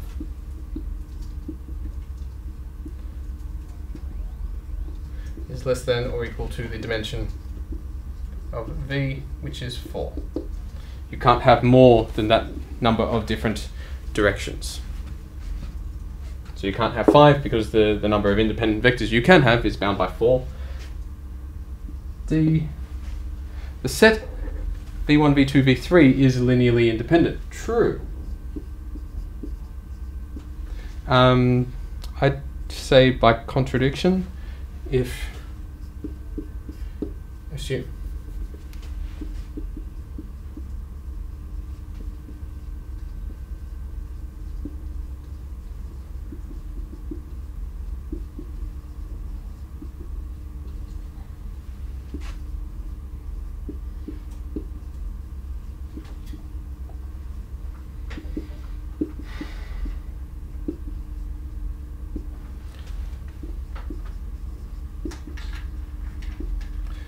lambda 1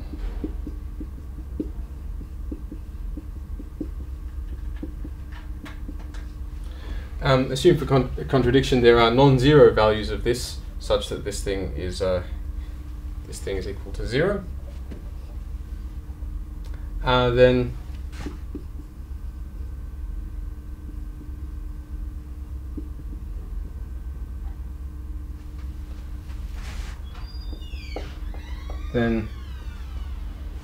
lambda 1, lambda 2, lambda 3, and lambda 4 equals 0 is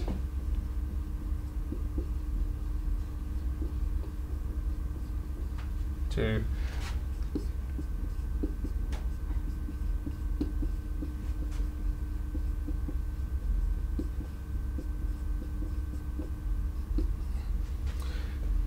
which is impossible.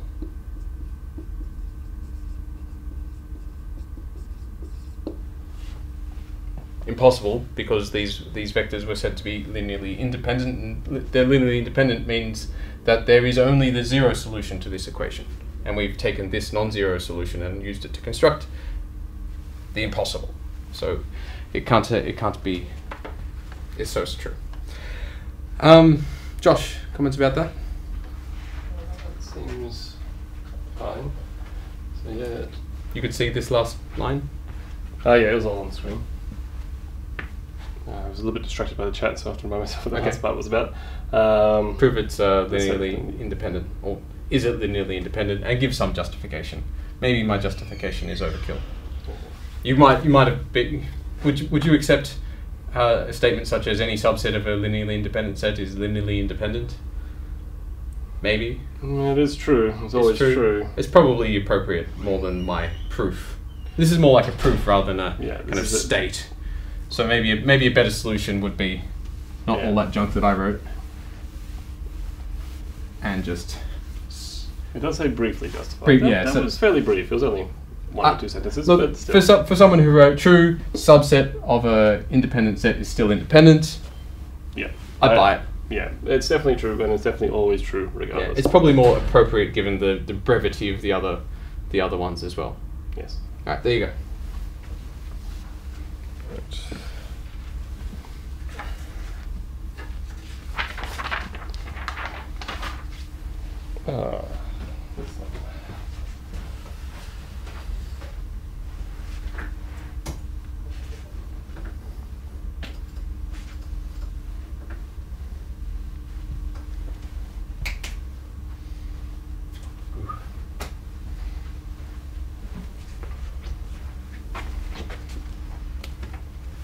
Alright, so we have a question about eigenvectors and eigenvalues. So we're given a very particular 2x2 matrix, and we're asked to show that these two given values are eigenvectors and determine their eigenvalues. So just show that if I multiply them by A, I get them back scaled a little bit. So let's just do that. So part A, this is question 2, part A. Alright. Right, so A times 1, 1 is just the matrix minus 1, 4, minus 2, 5 times 1, 1, which is the vector with minus 1 plus 4, minus 2 plus 5. It is the vector 3, 3, which is equal to 3 times 1, 1. Hence, 1, 1 is an eigen vector with eigen value 3. Likewise, A times 2, 1 is equal to minus 1, 4, minus 2, 5, 1, 1, no it's not, 2, 1, which is minus 2 plus 4, minus 4 plus 5, which is just, well, 2, 1. So that's 1 times itself, i.e. 2, 1 is an eigen vector with eigen value 1. Alright, that's part A. Part B, find an invertible matrix P such that, and a diagonal matrix D. So you want to diagonalize, that's what it's saying. Find an invertible matrix P and D such that the following there holds. P inverse AP equals D. You just really need to write this down. So the way this is set up, P has to be the matrix of eigenvectors. So you have a choice about which order you want to put them in. I'm just going to put it in the order they gave me, which was 1, 1, 2, 1. So this will diagonalize A. And, well, I have no choice now because I've chosen this as my first eigenvector. The first value in the diagonal matrix has to be 3, has to be the eigenvalue of that. And the second one has to be the eigenvalue of that, which is 1. And I'm going to need it, so I might just quickly write down what P inverse is. And I'm just going to use the formula for a 2 by 2 inverse. Find the determinant, which is 1 minus 2, so 1 over 1 minus 2. And manipulate the entries. These swap position. You wouldn't notice though, because they're both 1s. And this gets a minus sign. And that gets a minus sign as well. So the inverse is 1 over minus 1. It is just minus this matrix. So I just need that for later. I'm just writing it down there. And you can work the minus sign inside. All right. Part C. All right. We need to find what happens when we take a to the power of k and multiply it by 0, 1. Ooh. So really, I mean, really you just need to work out what a to the power of k is, then the rest is just basic calculation. So, do I have space? Doesn't look like I have much space. I got a little bit, go about 2 lines down. Yeah. So, alright. So, a to the power of k. Well, the nice thing about these diagonal matrices is really what you have is P, D, P inverse to the power of k. The way I remember exactly which matrix goes here is I multiply the eigenvectors onto A, so this is not the eigenvectors. You can rearrange A to get this, but this is what you get. So what that is it's P, D, P inverse, P, D, P inverse, dot, dot, dot, dot, P, D, P inverse. And all these P inverses in the middle cancel out, and the whole point of this is you end up with D to the K inverse, which is, according to this, let's do one thing in the middle.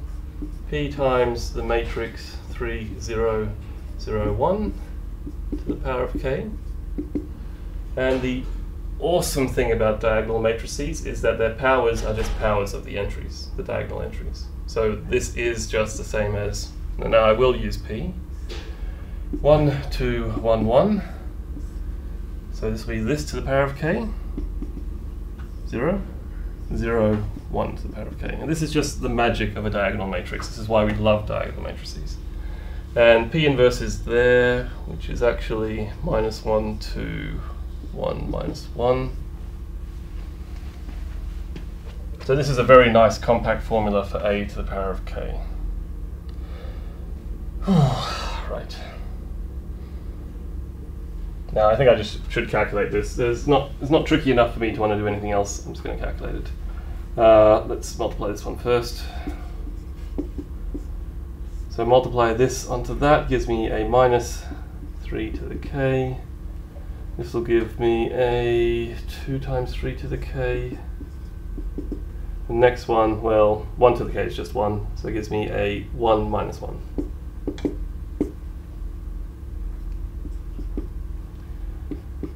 Okay, do this next multiplication. It gives me a minus 3 to the k plus 2.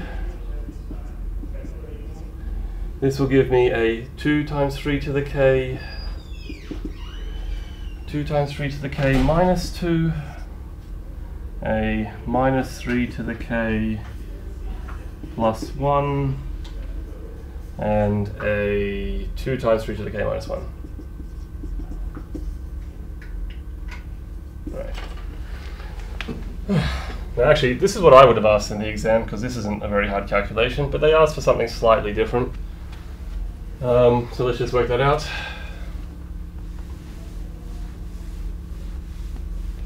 Just want this matrix times 0, 1.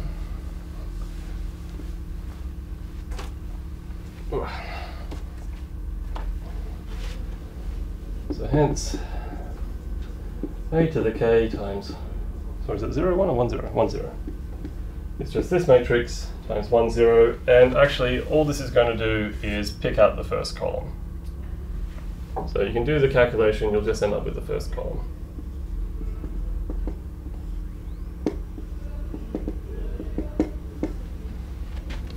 compare that to my actual answer to see if that's what I got before. But I think that's right. You might want to do it slightly differently. If I did actually put 1, 0 here, I could maybe calculate this way in. It's associative, so it doesn't matter what order you do. Like, sorry, it doesn't matter if you multiply these ones first or these ones first. Just get them done. But this is easy enough, I think. All right, final part, part D. Show that 1, 1 is an eigenvector for A inverse and find the corresponding eigenvalue. Now, I'm actually not going to use anything else from this question except for the first part I found, so part A. Because I found that, I rubbed it out unfortunately, but I found that 1, 1 was an eigenvector of A with eigenvalue 3.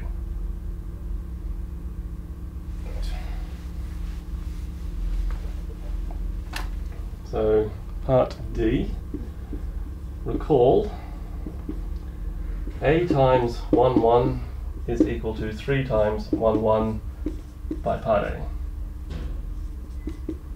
Just to remind ourselves where we got this information. Now, if I multiply by the inverse, then I'm just going to get a nice statement about the inverse times this. So, one thing I haven't justified is that it exists, but this would imply that A inverse A, 1, 1, is equal to A inverse times 3. 1, 1. And because this would be the identity, you get 1, 1 is equal to 3 times A inverse. Just pull out, scalars can come out. So plain vanilla numbers just come out of matrix products. You end up with this, and this implies that A inverse 1, 1 is equal to a third 1, 1. Now there's one thing I'm not happy about, and that's I didn't justify that A inverse actually exists. I think that was basically given to you in the question. Yeah. I mean, I know it exists for several reasons. One is I can write down a formula for it here, the determinant's non-zero. So I think this is good enough for that part of the question. But hopefully there's some kind of hopefully you can be a little bit satisfied with this question, because if A was to stretch 1, 1 by 3, then reversing that stretches it back by 1/3. Yeah. So hopefully this this leaves a warm, fuzzy feeling inside you that this is somehow justifiable.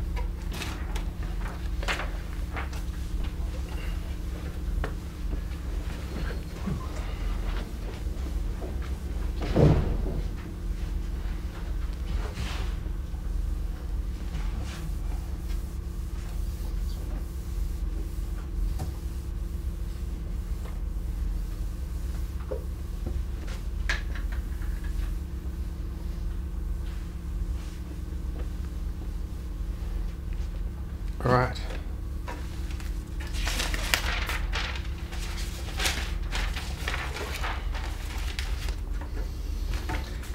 Okay, so Mo's mobile phone company produces phones with an average lifetime of 4.2 years.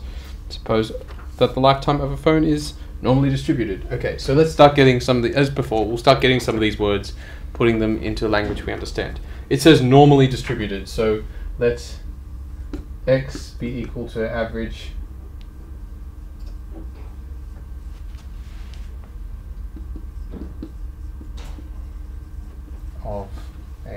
of a Mo,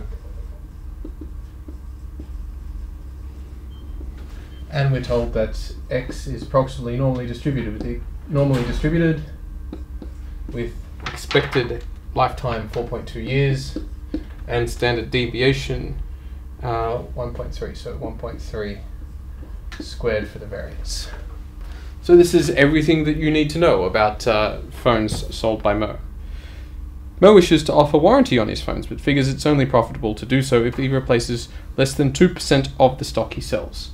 Josh, can I write here? Does that seem? Yeah, that's fine. Just underneath where you are. Good. So I just want to do a little picture to kind of go with this. So what we're looking at here is a vertical axis is a little bit off camera. Okay. It's like that. No, you have to bring it into the. Oh, right. That's off camera. Okay. Thank you. How about now? Yeah, that's fine. Okay. So what we've got here is some kind of bell curve, like this. That's a fairly large variance, so it's nicely spread out. The peak is around 4.2 years. And what we want to do is, and this represents the probabilities of our phones, the probabilities phones live for this number of years. And what Mo wants to do is find out how much warranty can he have. So this point here is W. This is the warranty point, if you like. What is the point here such that this represents 2%? 2%.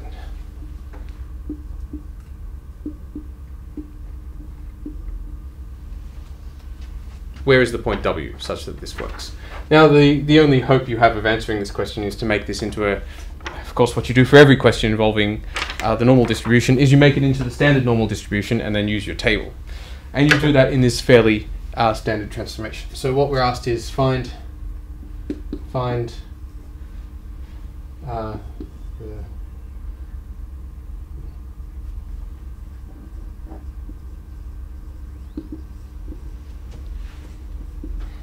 W such that the probability that x is less than the warranty length is equal to 0.02. This is what we're looking for. Find the warranty. So if the phone breaks within the warranty period, it has to be replaced. Okay, so x is normally distributed, but it's not normally distributed with expected value 0 and variance 1. So instead we transform it. First of all, you transform it back so that it has expected value 0. So you just take this bell curve and you essentially just shift the whole thing over so that the center is over 0, and you also divide by the variance 1.3. And this is supposed to all be just equal to 0.02. Now the point of this transformation is that then z, which is equal to x minus 4.2 over 1.3, is normally distributed with expected value 0, variance 1. This is this variable here is the variable from your standard table. The probability that z is less than w minus 4.2 on 1.3 is equal to 0.02. Then you get your table and you find something that gives you a value here, which is something that matches 0.02. This is kind of using your table in reverse to look up the point, and you find that this number here, w minus 4.2 on 1.3, should be equal to negative 2.05. Fine.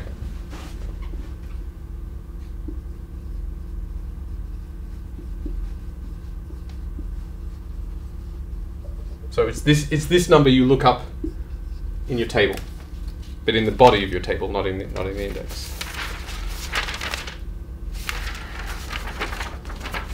And you're able to unravel this to discover that W is equal to 1.535 years.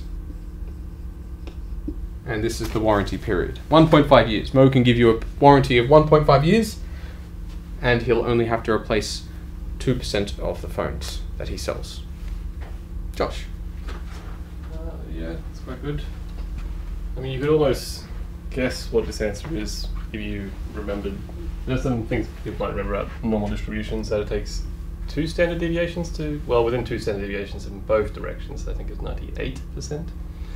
So being close to 2 does strike me as quite right, because that was 4%. Wait, no, sorry, I'm a bit confused. Well, anyway, it just strikes me as okay, this answer. And yeah, so it is 2 standard deviations below the mean, and that should be about that. Yeah, so it's a good question, and yeah, despite all the words, it's not. Yeah, just pull out that piece of information, and that's all you need. Right. Next question. Next one. More probability of things.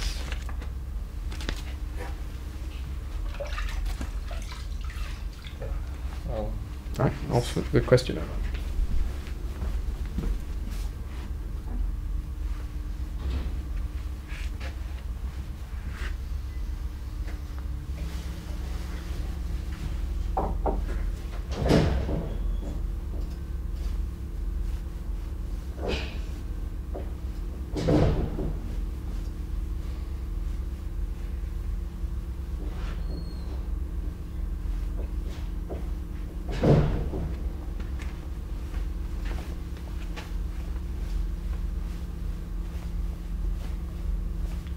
So we're looking at a probability distribution.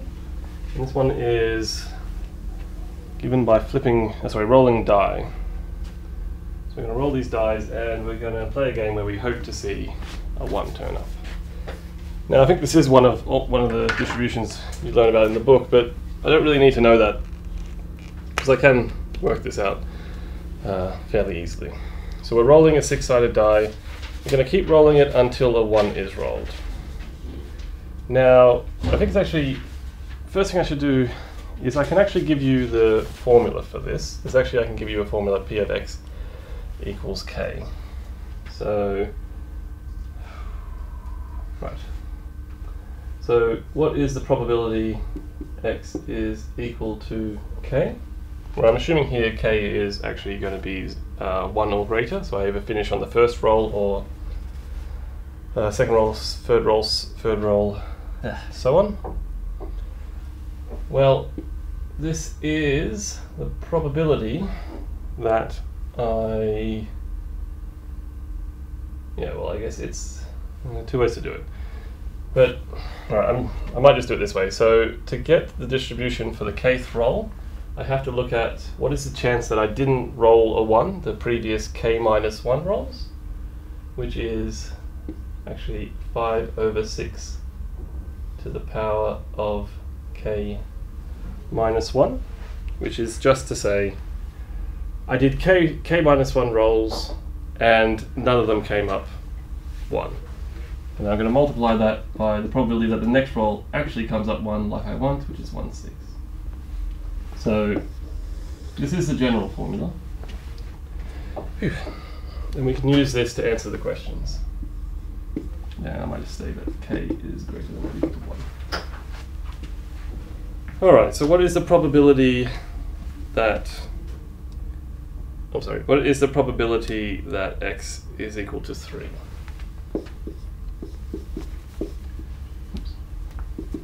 So this is, I've done 2 rolls, didn't get a 1, third roll I get a 1. And even if you didn't know this, it's not too hard to work out because you have first roll 5 out of 6 times comes up non-1. Second roll 5 out of 6 times comes up non-1. And the last roll 1 out of 6 times comes up 1. It is 25 over 6 times 6 times 6, 36 times 6. I might just write this as 5 squared over 6 cubed. It's good enough. Alright. Part B is find the probability that we actually finish the game in 2 or in 2 or more rolls. So I want the probability that x is greater than or equal to 2. Now I can actually do this because if I did this, this is actually an infinite number of cases, but it does form a nicely convergent series.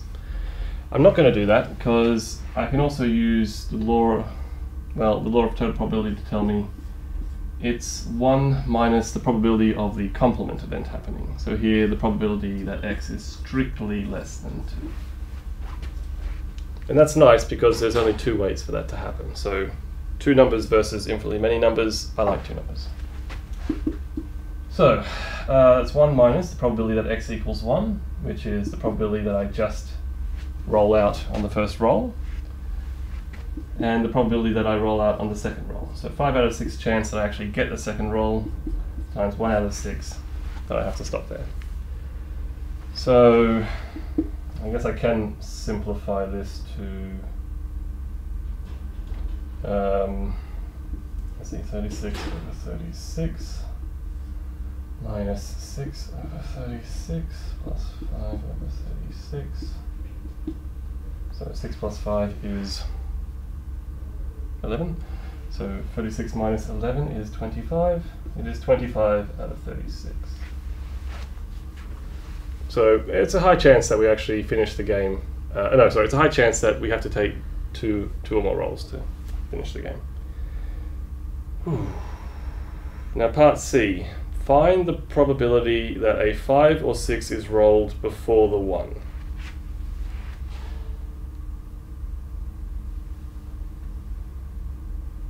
Now, maybe I'll just double check the wording on this question. You would think that this means directly before the 1? The roll right before the 1? Anytime before the 1. Okay. In that case, my answer is not the one that I worked out earlier, but it's still doable. Alright, so part C. I'm going to rub this out. Is there any comments about this? Hang on. Yeah, no, that's cool. Yeah. So we want to find the probability that we roll a 5 or a 6 before we roll the 1. And again, I think it's actually easier to calculate the complement. Josh, I think in the thing you just rubbed out, in the thing you just rubbed out, it should have been, you included the probability that x was equal to 2, k was equal to 2. So you... Oh yeah, I think You did, because... Yeah. Oh yes, I did. Do you want to do that? All right, again? so do that bit again. Let's just recalculate that. So B, which was probability x less than or equal to 2. Sorry, greater than or equal to 2. All right. Yep. Greater than or equal to 2 is equal to 1 minus the probability that x is less than 2. But actually, there is only, you're right, there's only one event that can happen. I have to roll out on the first roll. I can't get to a second roll. So actually that's even easier than I thought. It's 1 minus the chance of me actually rolling out immediately, 1 out of 6. Which is 5, 6. So 5, 6 at a time, I actually have to take more than one roll. Okay, good. Part C, what's the probability that a 5 or 6 is rolled before the 1? Now I think it's easier to count what's the chance of you don't roll a 5 or a 6 at all, which is the complement of this. Yep.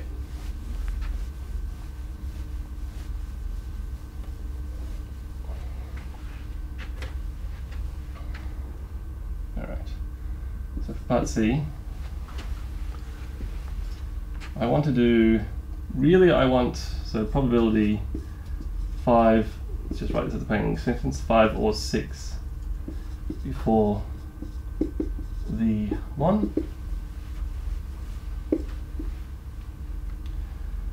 which is 1 minus the probability of never 5 or 6. Alright. So I just need the probability that we never get a 5 or a 6. So the probability of never 5 or 6. Alright, so what's the chance that we don't get a 5 or 6 and we roll out on the first turn? Well, that actually is just 1 out of 6, because if we roll out, of course there was no 5 or 6 before that. Now, for 2 rolls, I need to, and this is actually because all these events are disjoint, I just need to sum them up. So for 2 rolls, I need to avoid 5 and 6, which means I only have 3, so it's 1, 2, and 3. No, sorry, 2, 3, and 4. Yeah. Yeah, 2, 3, and 4. So there's 3 cases, so 3 out of 6 chance I actually get to my second roll, and there's a 1 out of 6 chance that the next roll will finish that game. For 3 rolls, 2 of them without 5 or 6s, there's 3 out of 6 times 3 out of 6 times 1 out of 6. And that actually continues. So this will be 1 over 6 times 1 plus 3 over 6 plus 3 over 6 squared plus 3 over 6 cubed plus so on. This is a geometric series, and it's a geometric series starting at 1. So I'm just going to remind myself on some rough paper that the sum 1 plus r plus r squared plus is just equal to 1 over 1 minus r, as long as r has modulus less than 1, which this clearly does. So I can actually just do this sum. It is 1/6 of 1 over 1 minus 3 over 6. And let's simplify that. 1/6 of, so 6 over 6 minus 3 over 6 is 1 over 3 over 6. That's a half. Okay, that's a half. 1 over a half is 2 over 3. It is 2/3. I think that's right. No, sorry, 2/6. Yes. Which is 1/3. Okay, so I misinterpreted this question when I was preparing earlier. No, but you nailed it on the run. Yeah. I remember this question as well. I was marking it, and virtually no one got that. So well done. Yes, unfortunately, when I read this, I read find the probability that a 5 or 6 is rolled immediately before the 1. That question actually turns out to be another geometric series, and I think if I had seen someone answer that question and explained what they were doing, I would have also had accepted that.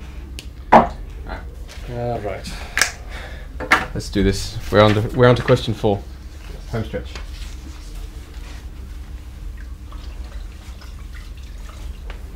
Oh, don't worry about it. I might just point out these questions do have a little piece of advice at the start. It's write your answer in a clearly marked separate booklet. So just a reminder to do that.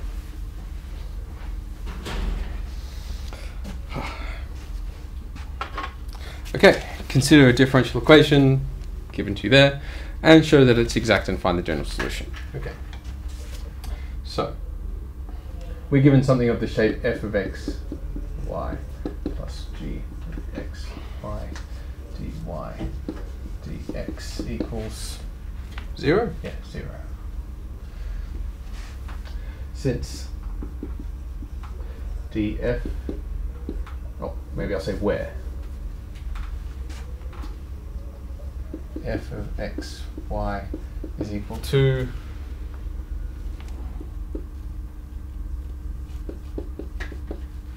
g of x, y is x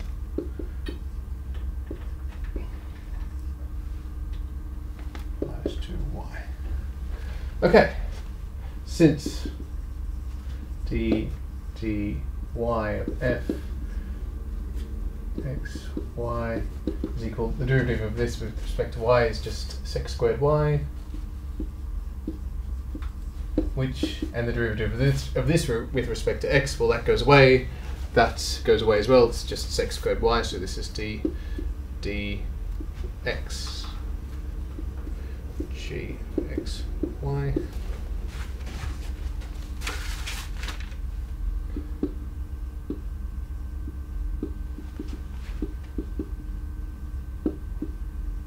The equation is exact and has solution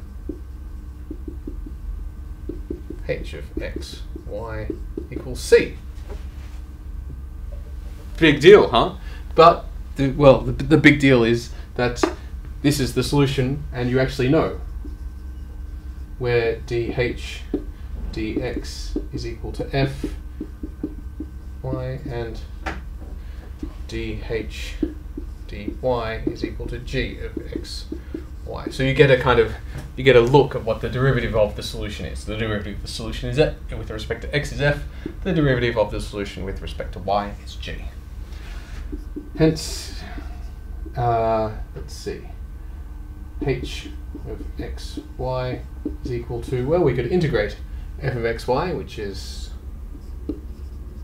tan y minus 2x partially with respect to x. Now, by partially integrate, I mean integrate it where x is a variable, y is constant, but remember when you pick up your constants of integration, you'll get some y's. And this is just equal to x tan of y, because that's a constant. This is minus x squared plus constants, which may be functions of y. So I'll write it like that. So g of xy, which is x squared sec, sorry, x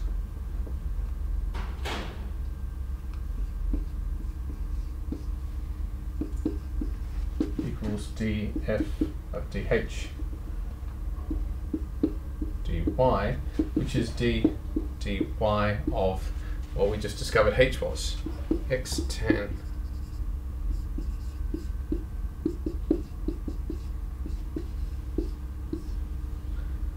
so this thing being just this statement over here is the derivative of this with respect to y, which is equal to, well, x is constant, so this is x sec squared y minus that thing is just, that just goes away, and you get plus c prime of y.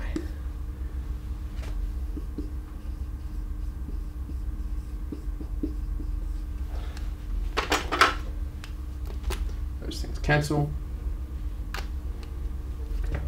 Negative 2y is c prime of y, so c of y is negative y squared. Hence, h of x, y is equal to, well, it was equal to this, and we now know that c of y is just negative y squared, so it's x squared, I'm sorry, x minus x squared minus y squared equals constant. Yay! My solution. I'll put a big box around it. Part 2 of the solution, part 2 is to evaluate this given some initial conditions. Josh, did you? I might just say, I mean, it's clear because there's a c and a cy. You know, it's clear in which case which is the constant. Should I call this one k? I'll call it k if you like. Yeah. K. K for constant. Here we go. Okay, so, and we're given some initial conditions.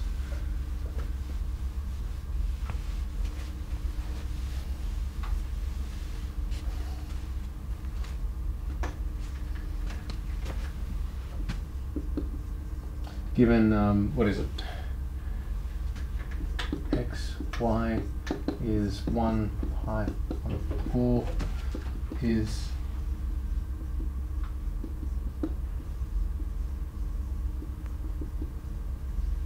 this means that 1 times tan minus 1 squared minus pi on 4 squared is equal to k. That's 1, that's 1. You know what? They just all cancel. Pi on 4 squared is k. Josh, comments? No, I think that should be fine. Cool. Let's finish this thing.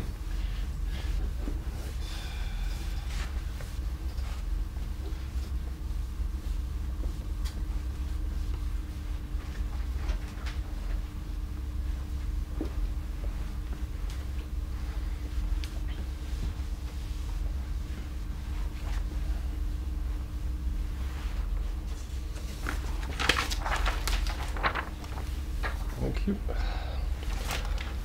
Alright, so it's another Maple session output. We're given our function, which is the inverse sine of x, and we're also given part of the Taylor series around x equals 0. So this is a Maclaurin series, actually. Now, it says here, using the Maple output or otherwise, write down values for the first derivative, second derivative, and third derivative. Now, really, if it says or otherwise, it means use the Maple output because that will probably be quicker. If you do spot another way, you can do it, but it is easier just to read it from the Maple output. So part A, I might just recall one fact. So, recall the Taylor series.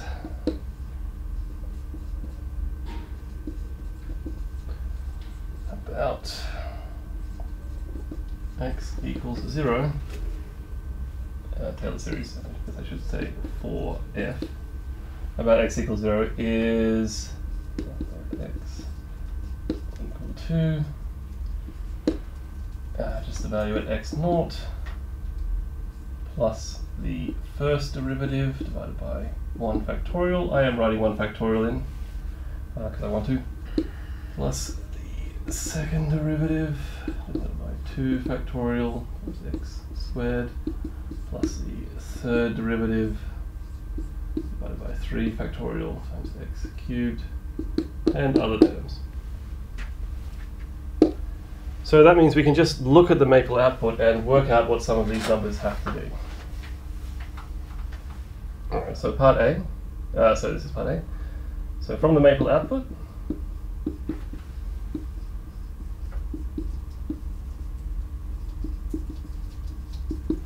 I see that, well, for example, the coefficient of x, well, in the maple output, the coefficient of x is 1. So I get that this is equal to 1. There are other ways to work this out, for example, the inverse function theorem, but just reading it out of the output is quite easy. This one had a lot of trouble last session. So the second coefficient here, the coefficient of x squared in that Taylor series is 0. There is no x squared term, so it's just 0. And finally, we have that the third derivative at 0 divided by 3 factorial has to be the coefficient of x cubed. It's 1 over 6. And that's nice, because from this I just get, well, this is a 1, I just get the first derivative is 1. That shouldn't surprise me, it is the inverse sign. The second derivative is 0.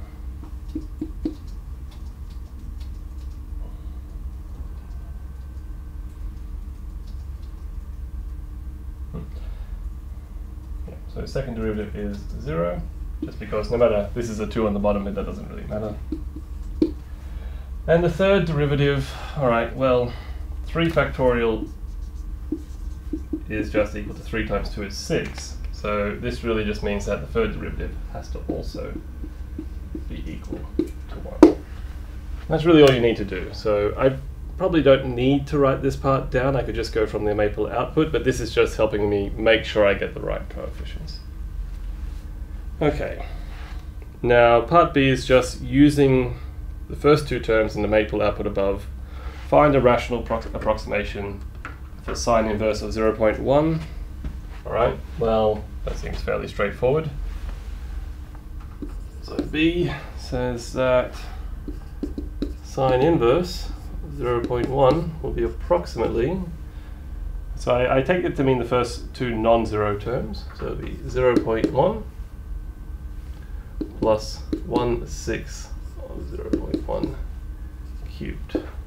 And I guess you could simplify that to 1 over 100 plus 1 over 6. Oh, sorry, no. It's 1 over 10 plus 1 over 6,000, because it's 1/10. And whether or not you want to simplify that, it is 601 over 6,000. Oops. Have I gotten that correct? So this becomes, multiply that by 600, yes. That's all we're looking for. Right.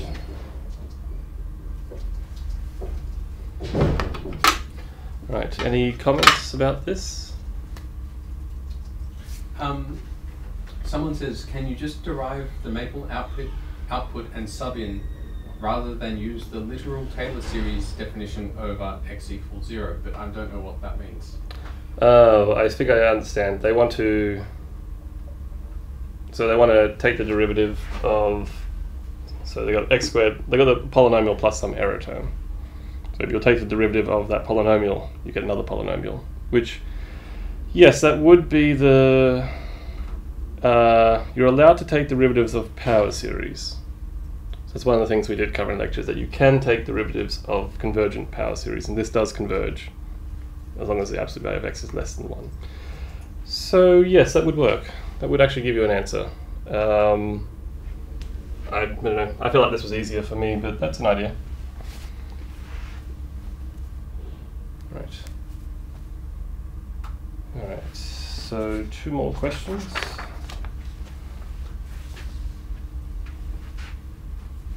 What does that mean? Yep.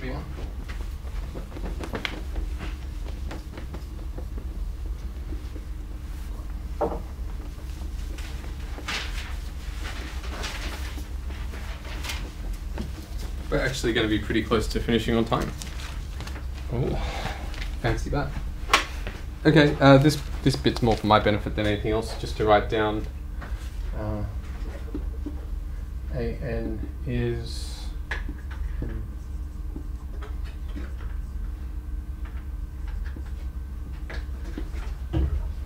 And the thing that stands out to me about this is that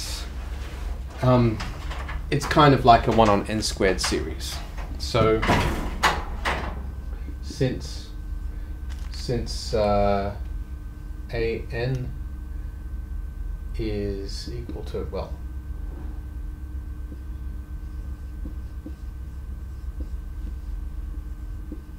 is less than or equal to, well, always less than n on n cubed equals 1 on n squared, then every AN is less than 1 on a squared, then the sum from n is 1 to infinity of AN is less than the sum from n equals 1 to infinity of 1 on n squared, which is less than infinity by p test. In fact, I think this is pi on 6 or something like that. So by comparison,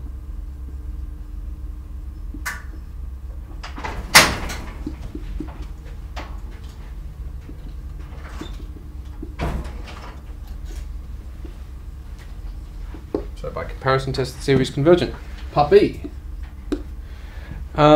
So we're given a different sequence now. I'll call it Rn is AN x minus x plus 2. And you're asked to find the radius of convergence of this thing. And when you're doing a radius of convergence question, always, or sorry, open interval of convergence, always ratio test.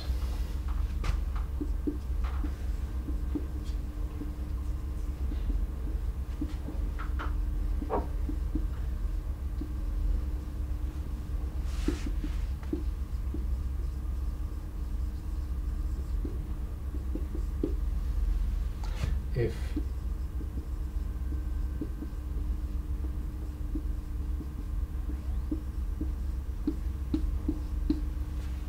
and this gives you your open interval of convergence. You don't know what happens to the endpoints.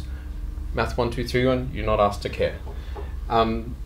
This thing here can be given to you as lim n approaches infinity of AN plus 1 on AN times by, well, x plus 2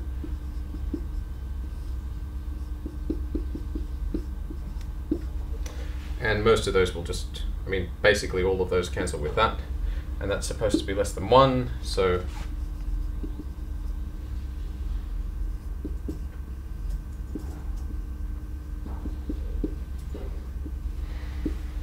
times, you know what, the x plus 2 term doesn't even have an n in it, so I might bring it out here. Is less than 1. This limit here is equal to 1. I think at this stage you could probably just state that it's equal to 1.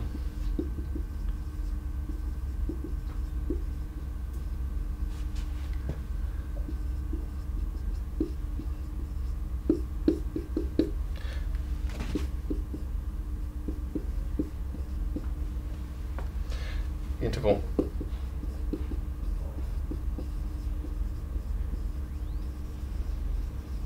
Centered at 2, radius 1, so that's 1 is less than x is less than 3.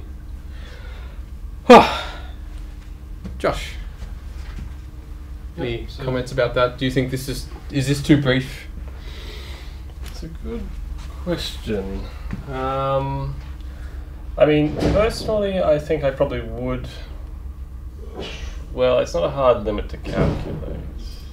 I'm just tired at this point. Yes. It wouldn't be too hard, but yeah, it's also one of these things where your experience should tell you that the limit of these things is equal to 1, because this is pretty much n over n plus 1, this is pretty much n cubed over n plus 1 cubed, and those both tend to be about the same size. Yeah, I mean, your experience can tell you this. If I was to do it properly, I'd need to use the pinching theorem. And I wouldn't use the pinching theorem. I think you could do it.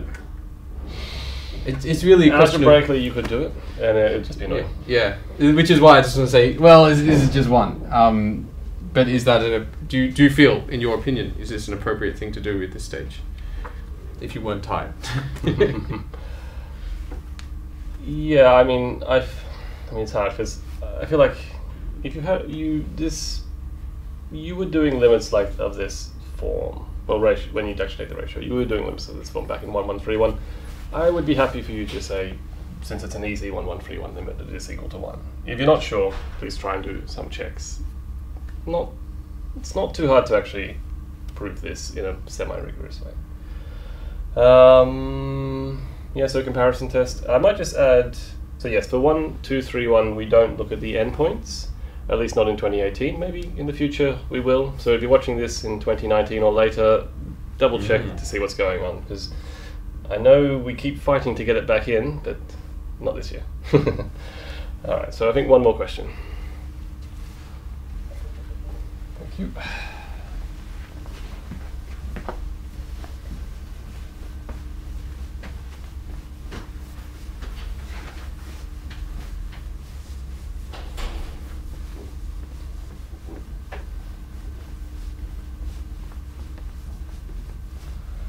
Alright, so this final question it's about sequences actually. And there is a theorem said here. So, right. So for a real sequence, the monotone convergence theorem states that if a sequence is bounded above and increasing, it's convergent. This is something that is in the syllabus, but there's a nice reminder here because it's very hard to remember the exact statement. Now, we have a recursively defined sequence, so there's this recursive definition here, and it starts from a0 equals 1. Now, first part is to show by induction that an is less than x squared, so it's it's less than pi, less than or equal to pi. So it is bounded above by pi. Okay. So first things first, well, let's note it at least is true to begin with. a0 equals 1 is less than or equal to pi. So the base case is true. Now let's assume that we can prove this up to some integer k. So let's assume this is true up to some k in the set 1, 2, 3, well, I'll say 0, 1, 2, 3, so on. So it's a natural number. And let's try and show by induction that if this was true at actually, let me maybe explain this. What I mean by this, I have that ak is less than or equal to pi. Just remind myself, what do I actually mean by this? Okay, so what is ak plus 1?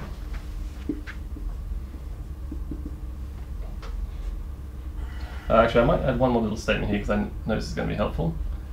This does imply that ak squared is less than or equal to pi squared. That's just because squaring true for positive numbers. Surprised I didn't have that in their assumption. Okay, right. So ak plus 1 is just by definition ak squared plus pi squared over pi, 2 pi, sorry. So using this piece of information here, I can get that this is less than or equal to pi squared plus pi squared over 2 pi, which is 2 pi squared over 2 pi, that is pi.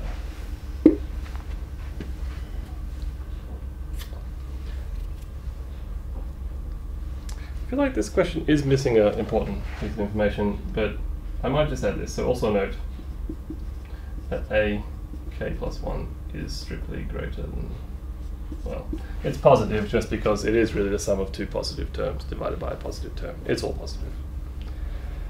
Okay, so that I think proves it for that proves the next one would also have to be positive. And induction, well, since this is true for k equals 0, it is true for k equals 1, and by induction, true for all k in the natural numbers. Alright, it's actually been a while since I've done induction proof, but that is one.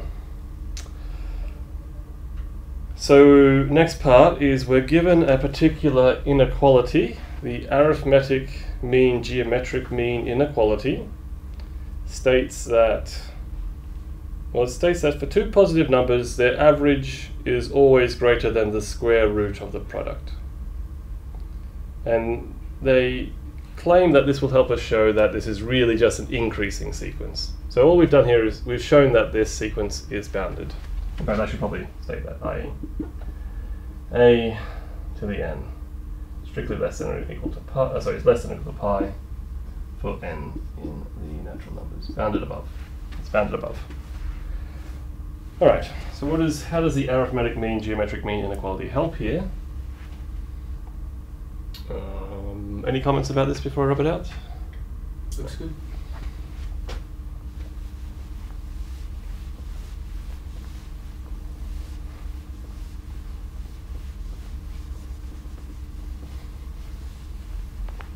All right.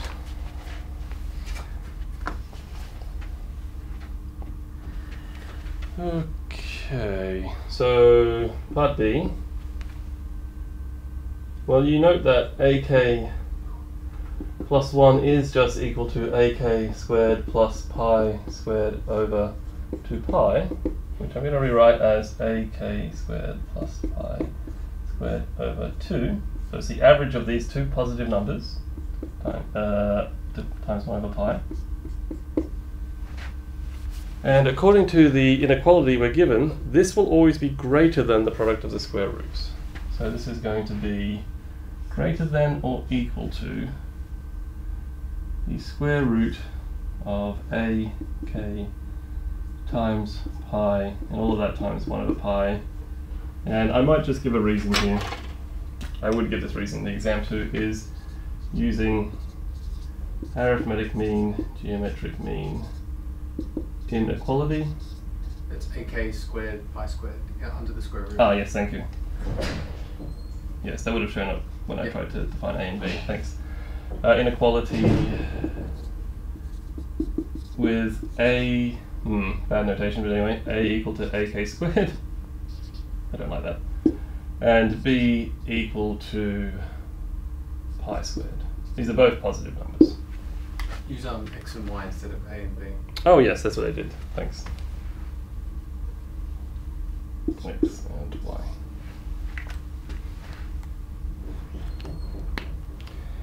Alright, so that's always greater than that, which is, well, this term, if you simplify it, is just the absolute value of ak times pi times 1 over pi. It's just ak. So it's always increasing in magnitude, and it's always positive actually, which just proves it's always increasing. Therefore, the sequence is increasing.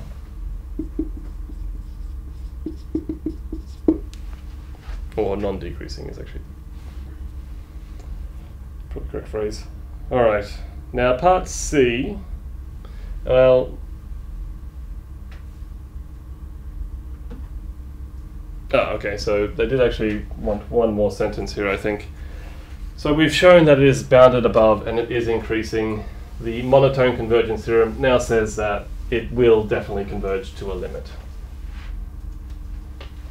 So by part A and B, well, the series is strictly, well, I'm just going to say by part A and B, the monotone convergence theorem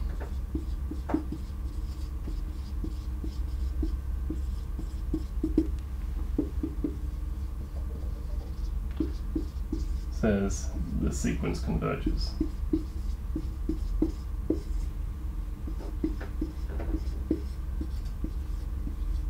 So this sequence will have a limit. And I'm actually going to write that down because I need this in the next part, i.e. the limit as k goes to infinity, ak equals L exists. There is some limit to this sequence, some real limit. And it's less than pi, less than root pi. Alright, final part. By taking the limit of the left and right hand sides of the defining equation, you can actually find the limit of this sequence. So what does that mean? Well, it means, so again, I'm just going to remind, we're going to define the limit of the sequence, ak equal to L. Just remind myself it's known to exist, so this is all very rigorous. And then what do we get? Well, we get that the limit, as k goes to infinity, of ak plus 1 is going to be the limit, as k goes to infinity, of this right-hand side, ak squared plus pi squared over 2 pi. And this is just the limit of the same sequence. I'm just one step ahead. That doesn't change the final limit point. So you just get L on one side. And this is just tending to some real number less than pi, so I can just plug it into this because this is a nice continuous function, really. So you get L squared plus pi squared over 2 pi.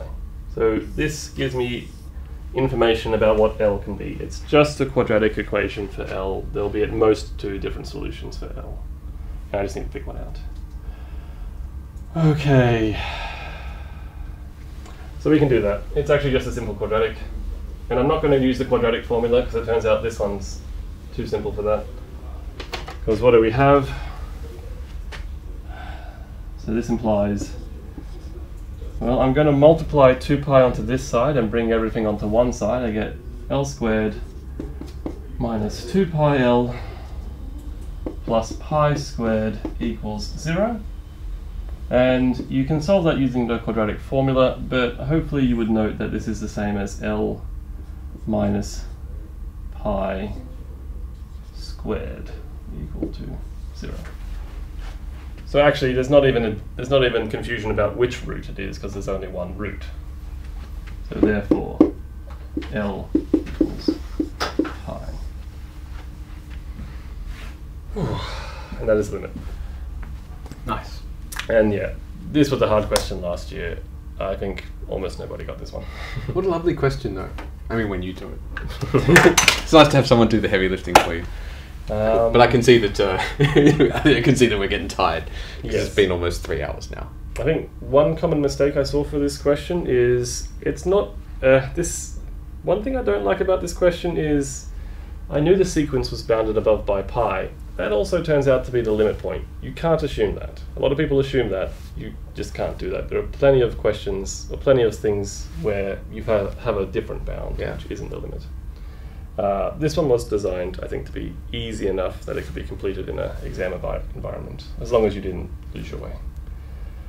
But yes, so that was quite a marathon. Yeah, we did it though. Well done. We did the whole exam.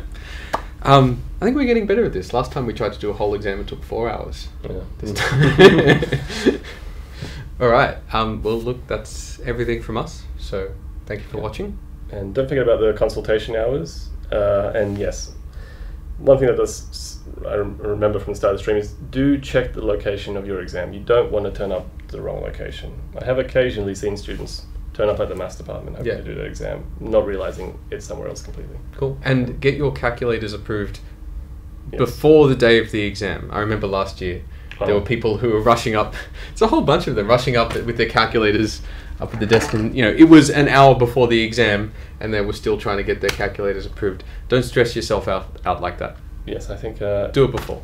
Any of the help desks can really do that. So I didn't know that. Okay. There are a lot of other places. I don't think it has to be, because you can come to our school front office. I believe they do it. I believe they also do it at the science help. I didn't know that. Science student services. Cool. I believe that's true. I could be wrong because I'm not a student myself, so I haven't really looked into it. Calculator is not approved, is it? It is. Oh, there we go. I got that done here because it's close to home. Right. Nice. All right. Well, thank you for watching. Yeah, good luck, and I hope to see you in consultation hours.